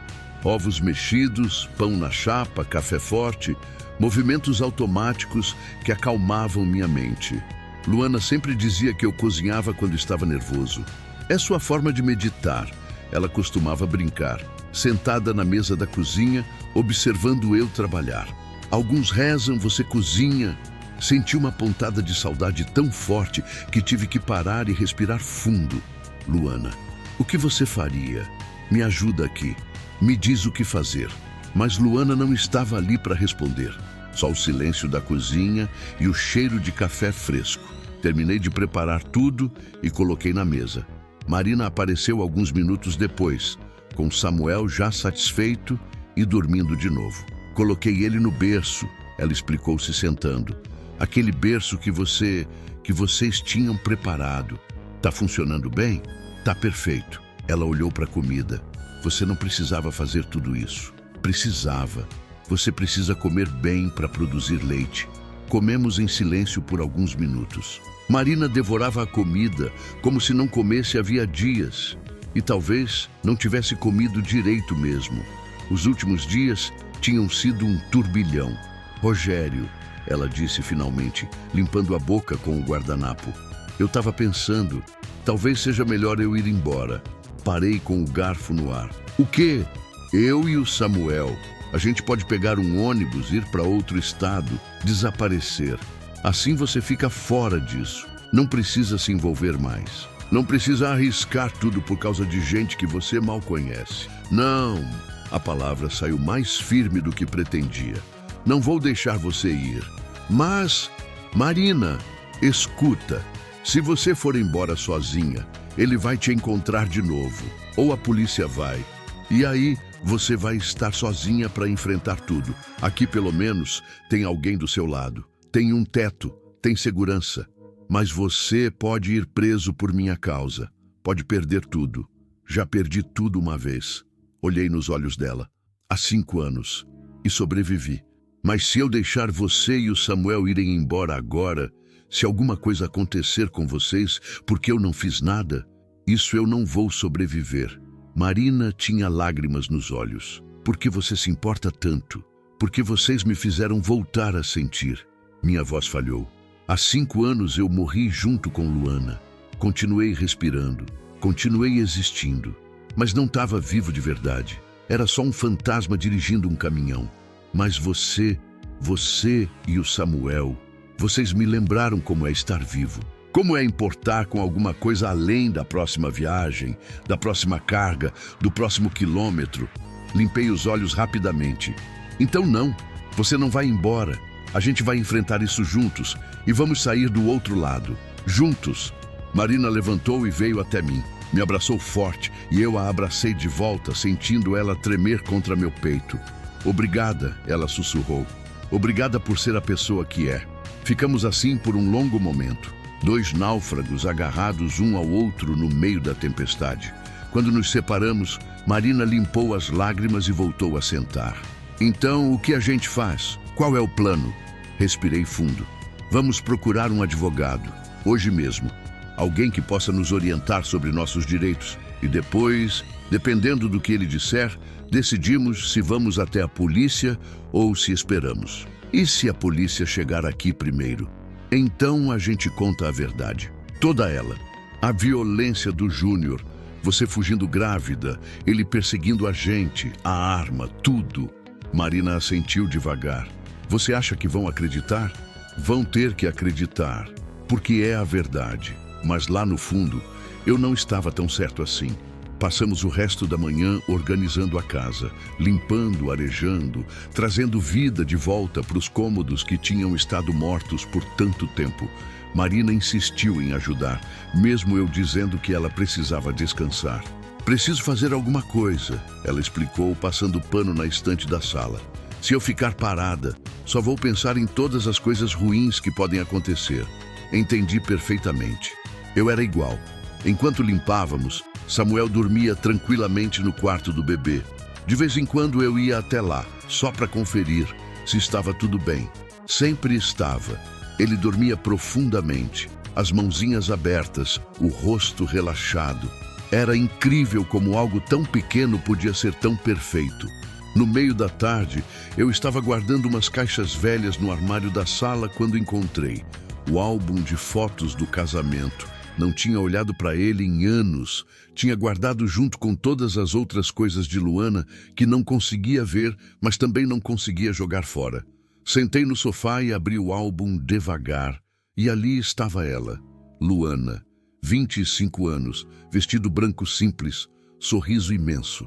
Eu ao lado dela, mais magro, com mais cabelo, olhando para ela como se ela fosse a única coisa que importava no mundo. E era. Naquele dia, ela era tudo.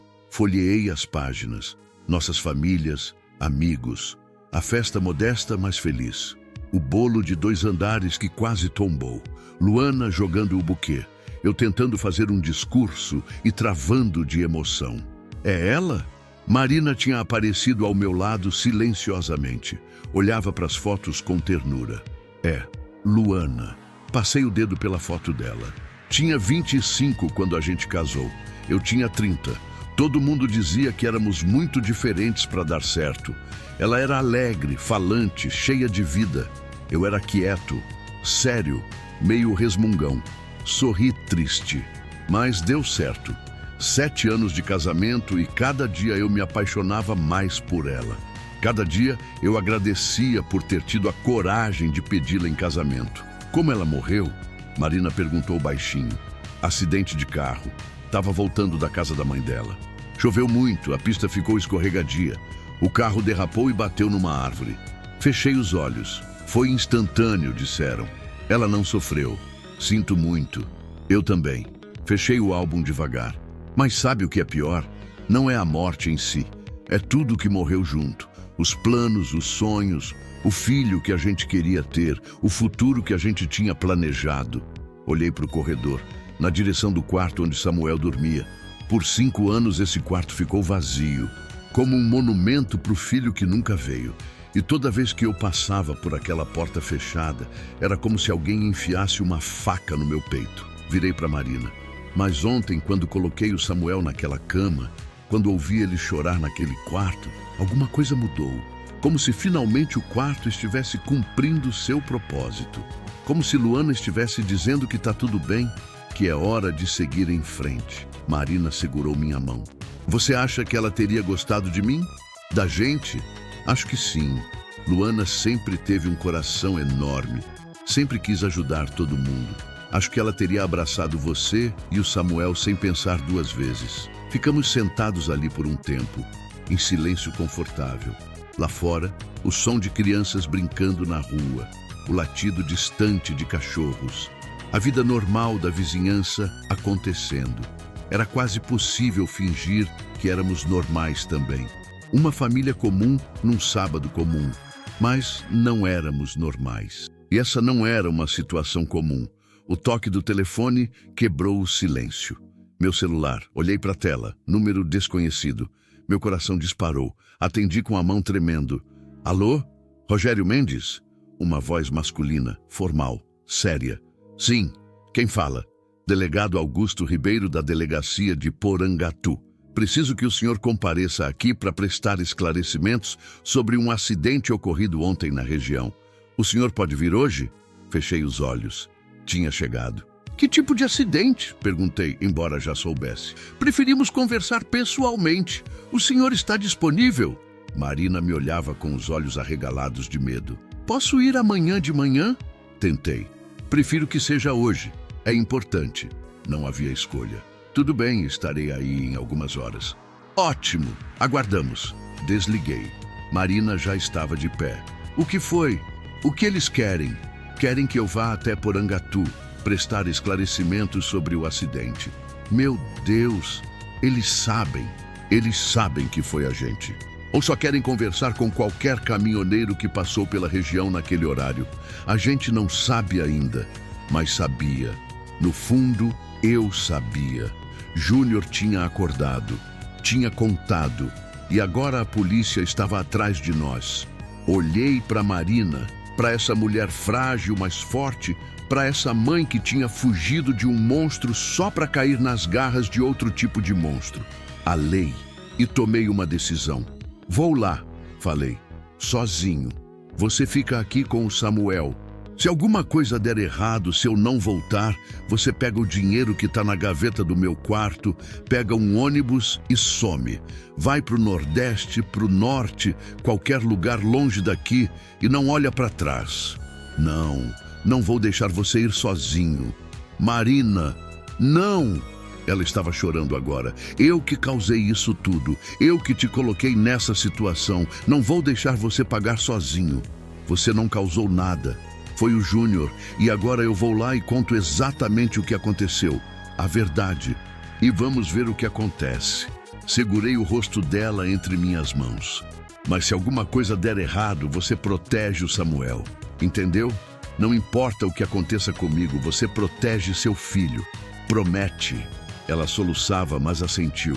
Prometo. Bom, soltei ela e fui pro quarto trocar de roupa. Alguma coisa mais formal. Calça social, camisa de botão, sapato. Pareceria mais respeitável. Quando voltei, Marina estava sentada no sofá com Samuel no colo. O bebê tinha acordado e olhava ao redor com aqueles olhos enormes e escuros. Ajoelhei na frente dela. Coloquei a mão na cabecinha de Samuel. Tão pequena, tão frágil. Você vai crescer forte, sussurrei. Vai ser um homem de bem. E sua mãe vai estar aqui para te ver crescer. Prometo. Levantei e olhei para Marina uma última vez. Volto logo, e tudo vai ficar bem. Queria acreditar nas minhas próprias palavras. Mas quando saí de casa e entrei no caminhão, quando liguei o motor e olhei para a estrada à frente, não sentia certeza. Sentia medo. Medo do que ia encontrar em Porangatu. Medo de que tivesse tomado as decisões erradas. Medo de que, no final, não conseguisse proteger aqueles que tinha prometido proteger. Mas tinha que ir, tinha que enfrentar, porque fugir não era mais uma opção. Não quando tinha algo, alguém, pelo que valer a pena lutar. Acelerei o caminhão e segui em direção a Porangatu. Em direção à verdade, em direção ao que quer que me esperasse lá. E enquanto dirigia, rezei. Rezei como não rezava havia 5 anos. Rezei por força, por coragem, por justiça. E rezei para que, quando tudo acabasse, pudesse voltar para casa, para Marina, para Samuel, para a família que o destino tinha me dado uma segunda chance de ter. Tentar novamente. P. Continue e alongue o próximo capítulo 8. O recomeço. Depois da tempestade. A viagem até Porangatu durou 4 horas que pareceram 4 anos. Cada quilômetro era uma eternidade. Minha mente não conseguia parar de criar cenários, cada um pior que o anterior. E se Júnior tivesse mentido sobre tudo? E se tivesse dito que fui eu quem começou? E se tivessem encontrado a arma, mas ele alegasse que era minha? Quando cheguei à delegacia, o sol já começava a se pôr. O prédio era pequeno, pintado de branco e azul desbotado, com grades nas janelas e uma bandeira do Brasil tremulando numa haste torta. Estacionei o caminhão na frente e fiquei sentado por um momento reunindo coragem. Respirei fundo, soltei o ar devagar. Você pode fazer isso, sussurrei para mim mesmo. É só a verdade, só a verdade. Desci e entrei. A recepção era pequena e abafada. Um ventilador de teto girava lentamente, apenas redistribuindo o ar quente. Uma mulher de meia idade estava sentada atrás de um balcão, digitando algo no computador. Boa tarde, falei. Minha voz saiu mais firme do que eu esperava. Sou Rogério Mendes. O delegado Ribeiro pediu que eu viesse. Ela me olhou por cima dos óculos. Um momento. Pegou o telefone e falou algo que não consegui ouvir. Minutos depois, um homem apareceu. Alto, cerca de 50 anos, cabelo grisalho, cortado curto, uniforme impecável. Tinha aquela postura de quem passou décadas na polícia. Senhor Mendes, ele estendeu a mão. Delegado Augusto Ribeiro. Apertei a mão dele. Firme. Olhei nos olhos dele. Boa tarde. Venha comigo, por favor. Segui ele por um corredor estreito até uma sala pequena. Uma mesa, 3 cadeiras, uma janela com grade. A sala de interrogatório clássica que eu tinha visto em tantos filmes. Mas estar ali de verdade era completamente diferente. Sente-se. O delegado indicou uma cadeira. Sentei. Ele sentou do outro lado da mesa, colocando uma pasta na frente dele. O senhor sabe por que está aqui? Ele começou. Disse algo sobre um acidente, mas não deu detalhes.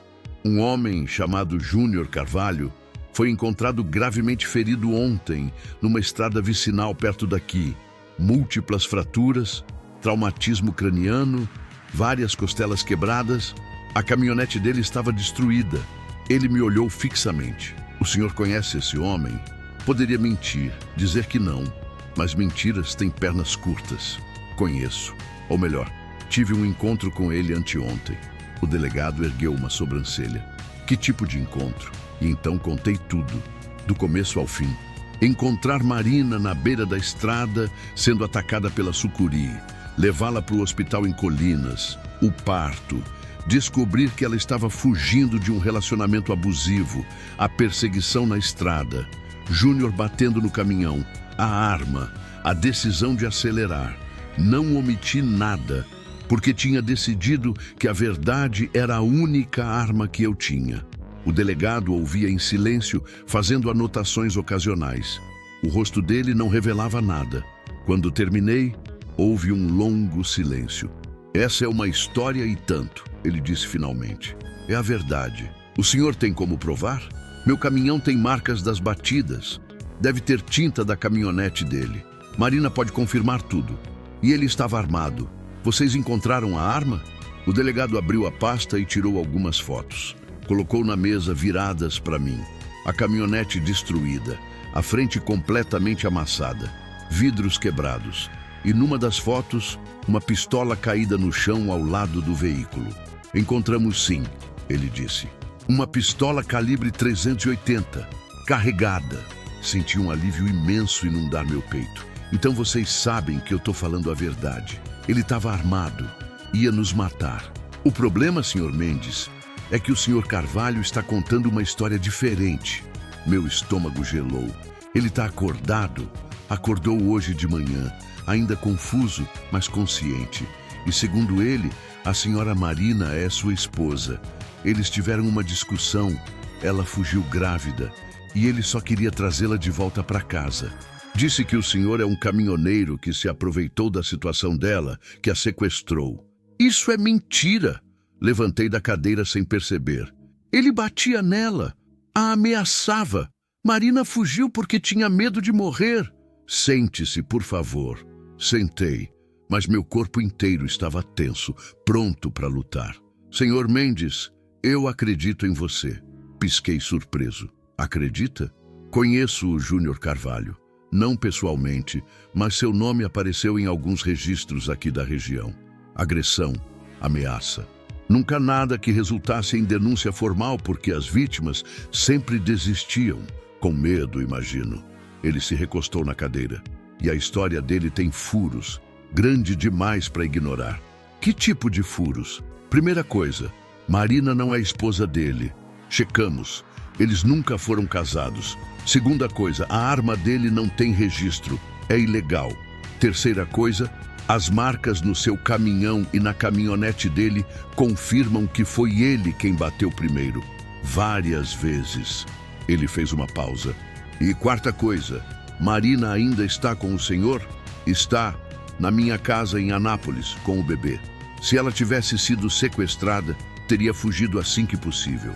Ou pedido ajuda. Mas não fez nada disso. Ele assentiu devagar. O senhor agiu em legítima defesa, senhor Mendes, protegendo a si mesmo e a uma mulher vulnerável e seu filho recém-nascido de um agressor armado. Não consegui falar. As lágrimas queimavam meus olhos, mas recusei deixá-las cair. Então, eu tô livre. Vai ter que prestar depoimento formal. E a senhora Marina também. Mas sim, não há motivo para prender o senhor. Pelo contrário, o senhor provavelmente salvou a vida dela. A tensão que tinha segurado meu corpo nas últimas 24 horas finalmente cedeu. Senti como se fosse desabar. E o Júnior? Consegui perguntar. Vai responder por porte ilegal de arma, ameaça, perseguição. E quando Marina fizer a denúncia formal sobre a violência doméstica, vão ser mais acusações. Ele vai ficar preso por um bom tempo. Ele não vai poder chegar perto dela de novo? Não se depender de mim. E vou pessoalmente me certificar de que a justiça seja feita. O delegado se levantou e estendeu a mão de novo. O senhor é um homem de bem, senhor Mendes. Fez a coisa certa. Não é todo mundo que teria parado para ajudar uma estranha na beira da estrada. Apertei a mão dele, ainda sem conseguir processar completamente. Posso ir embora? Pode. Mas preciso que traga a senhora Marina aqui nos próximos dias para depor. E o bebê também precisamos registrar no sistema por segurança dele. Vou trazer, prometo. Saí da delegacia como se flutuasse. O sol tinha se posto completamente e a noite cobria Porangatu com seu manto de estrelas. O ar estava fresco, limpo.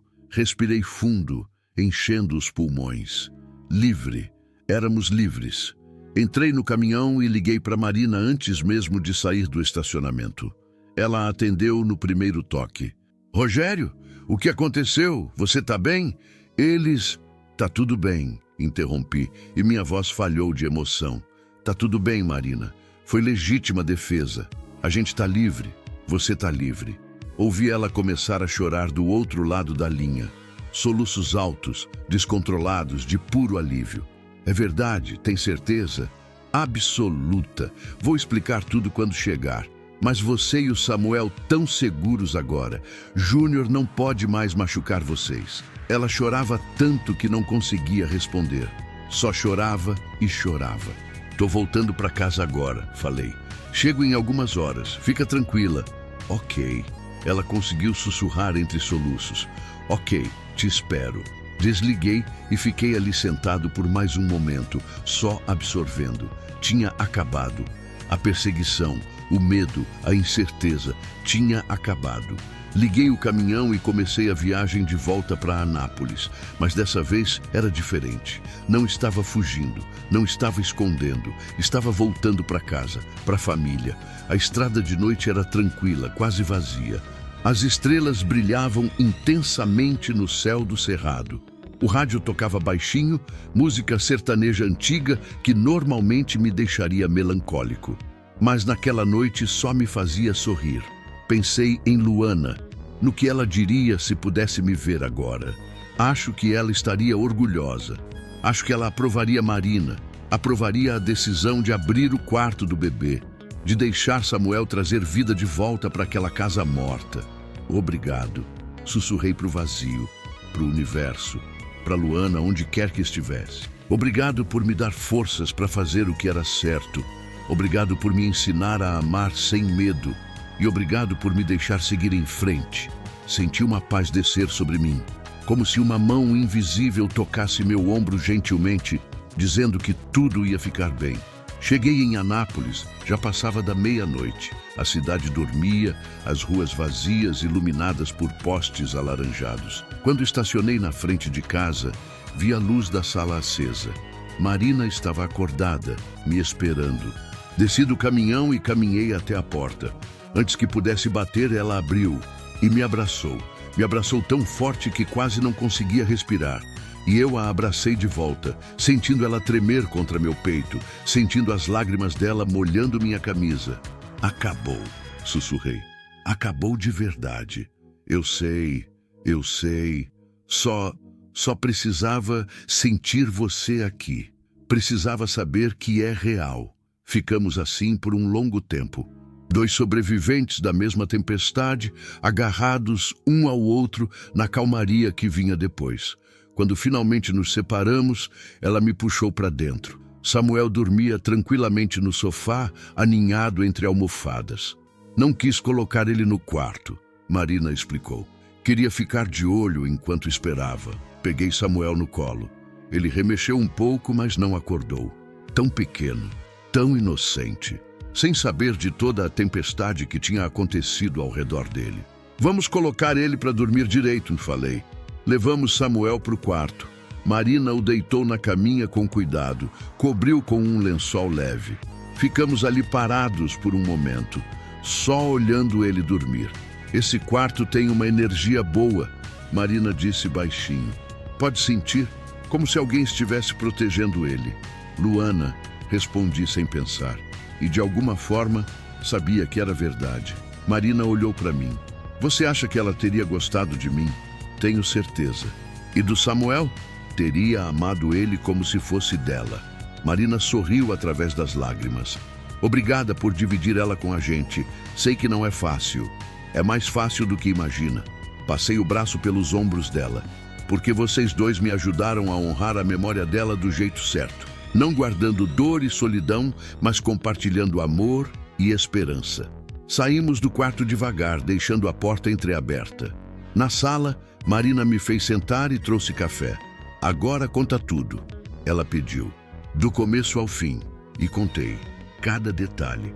O delegado, as acusações do Júnior, as provas, a conclusão de que foi legítima defesa. Ele vai ser preso? Ela perguntou quando terminei. Vai, por bastante tempo. E se ele sair? Se vier atrás de mim de novo? Não vai acontecer. E se acontecer, segurei a mão dela. Eu vou estar aqui, sempre. Marina chorou de novo, mas eram lágrimas diferentes agora. Lágrimas de alívio, de gratidão, de esperança. Eu não sei como agradecer, ela disse. Você me deu tudo. Segurança, um teto, uma família, uma vida. Você também me deu uma vida de volta. Limpei as lágrimas do rosto dela gentilmente. Há uma semana eu era um homem morto dirigindo um caminhão. Hoje eu sou, não sei bem ainda, mas sei que tô vivo de novo. E é por causa de vocês. Ficamos acordados até tarde conversando. Sobre o futuro, sobre planos. Marina queria arrumar um emprego assim que Samuel crescesse um pouco. Queria se tornar independente, contribuir. Não tem pressa, falei. Foca em se recuperar, em cuidar do Samuel. O resto a gente resolve. Mas não quero ser um fardo. Você não é, nunca foi. Vocês são... Procurei as palavras certas. Vocês são o motivo de eu acordar de manhã agora. O motivo de eu voltar para casa depois de cada viagem. Vocês são minha família. Marina me olhou com aqueles olhos escuros e profundos. Família, ela repetiu, testando a palavra. Gosto de como isso soa. Eu também. Nas semanas que se seguiram, a vida começou a se estabelecer num ritmo novo. Marina ficava em casa com Samuel, cuidando dele, fazendo a casa se sentir viva de novo. Eu voltei a pegar fretes, mas só os curtos. Nada que me fizesse ficar fora por mais de 2, 3 dias. A casa que tinha sido um mausoléu de silêncio virou um lar de verdade. Choro de bebê de madrugada, risadas durante o dia, conversa durante o jantar, o barulho bom da vida sendo vivida. Os vizinhos, que tinham me visto definhar sozinho por 5 anos, começaram a aparecer. Curiosos no começo, solidários depois. Dona Célia do lado trouxe um bolo. Seu Antônio, do outro lado, trouxe roupinhas do neto. A vizinhança abraçou Marina e Samuel como se sempre tivessem pertencido ali. Um mês depois do acidente, fomos à delegacia em Porangatu como combinado. Marina prestou depoimento formal sobre todos os anos de abuso. Foi difícil, doloroso, mas necessário. O delegado Ribeiro foi gentil, paciente, tratou ela com respeito. Júnior vai responder por tudo, ele nos assegurou quando saímos. Pode dormir tranquila. E Marina dormia tranquila. Pela primeira vez em anos, Samuel crescia rápido como todos os bebês. 2 meses, 3. Começou a sorrir, começou a reconhecer rostos. E sempre, sempre, seu rosto se iluminava quando me via. Papa, Marina começou a me chamar de brincadeira. Olha, Samuel, o Papa chegou. No começo me sentia estranho. Eu não era pai dele, não de verdade. Mas com o tempo fui me acostumando, fui aceitando. Porque talvez pai não seja apenas quem gera, talvez seja quem fica, quem cuida, quem ama. Numa tarde de domingo, 6 meses depois daquele dia na estrada, estava sentado no sofá com Samuel no colo. Ele brincava com minha mão, tentando colocar meus dedos na boca. Marina entrou na sala e parou, olhando pra gente. Tinha aquela expressão que eu tinha aprendido a reconhecer. Aquela expressão que dizia que ela queria falar algo importante. O que foi? Perguntei. Ela sentou ao meu lado. Estava pensando. Samuel vai precisar de certidão de nascimento em breve. Para vacinas, para creche quando for maior, para tudo. É verdade. Ainda não registramos ele oficialmente. Ela brincou com as próprias mãos. E eu estava pensando, quem eu deveria colocar como pai na certidão? Meu coração pulou uma batida. Biologicamente é o Júnior, ela continuou. Mas ele nunca foi pai de verdade. Nunca quis ser, nunca cuidou, nunca amou. Olhou para mim. Mas você sim, desde o primeiro dia. Você segurou ele quando nasceu. Acordou de madrugada quando chorava, trocou fraldas, deu mamadeira quando meu leite não era suficiente. Você é o pai dele, de todas as formas que importam. Minha garganta apertou. Marina, quero colocar seu nome na certidão. Se você deixar, se você quiser. Lágrimas escorriam pelo rosto dela. Quero que Samuel cresça, sabendo quem é o pai dele de verdade. E é você, Rogério. É você. Olhei para o bebê no meu colo, para os olhinhos curiosos dele me estudando, para o sorrisinho que começava a aparecer. E percebi que em algum momento, sem eu perceber, ele tinha se tornado meu filho de verdade. Seria uma honra, consegui dizer através das lágrimas, uma honra ser pai do Samuel. Marina me abraçou e Samuel entre nós dois riu, aquela risadinha gostosa de bebê que preenche a alma de alegria. E naquele momento, sentado no sofá daquela casa que tinha sido tão vazia por tanto tempo, agora tão cheia de vida e amor, percebi algo.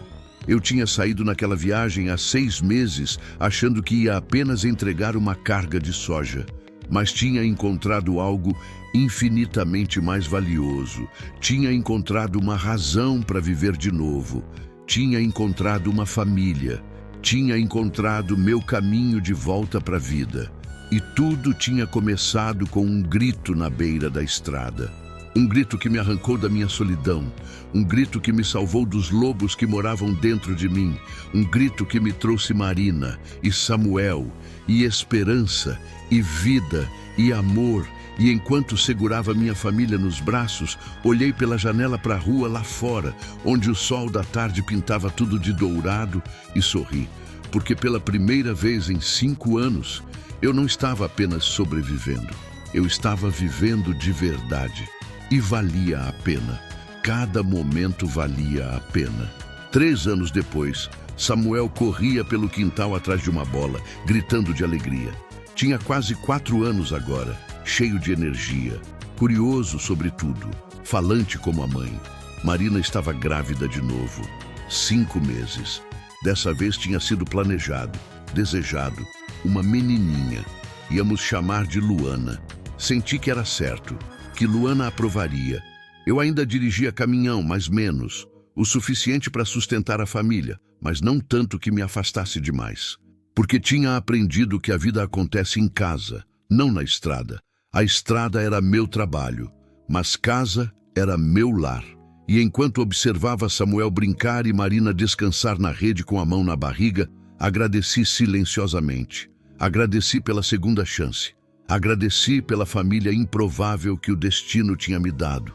Agradeci por ter parado naquela estrada quando ouvi o grito, porque aquele grito tinha mudado tudo. Tinha me salvado dos lobos e tinha me ensinado a amar de novo. Fim.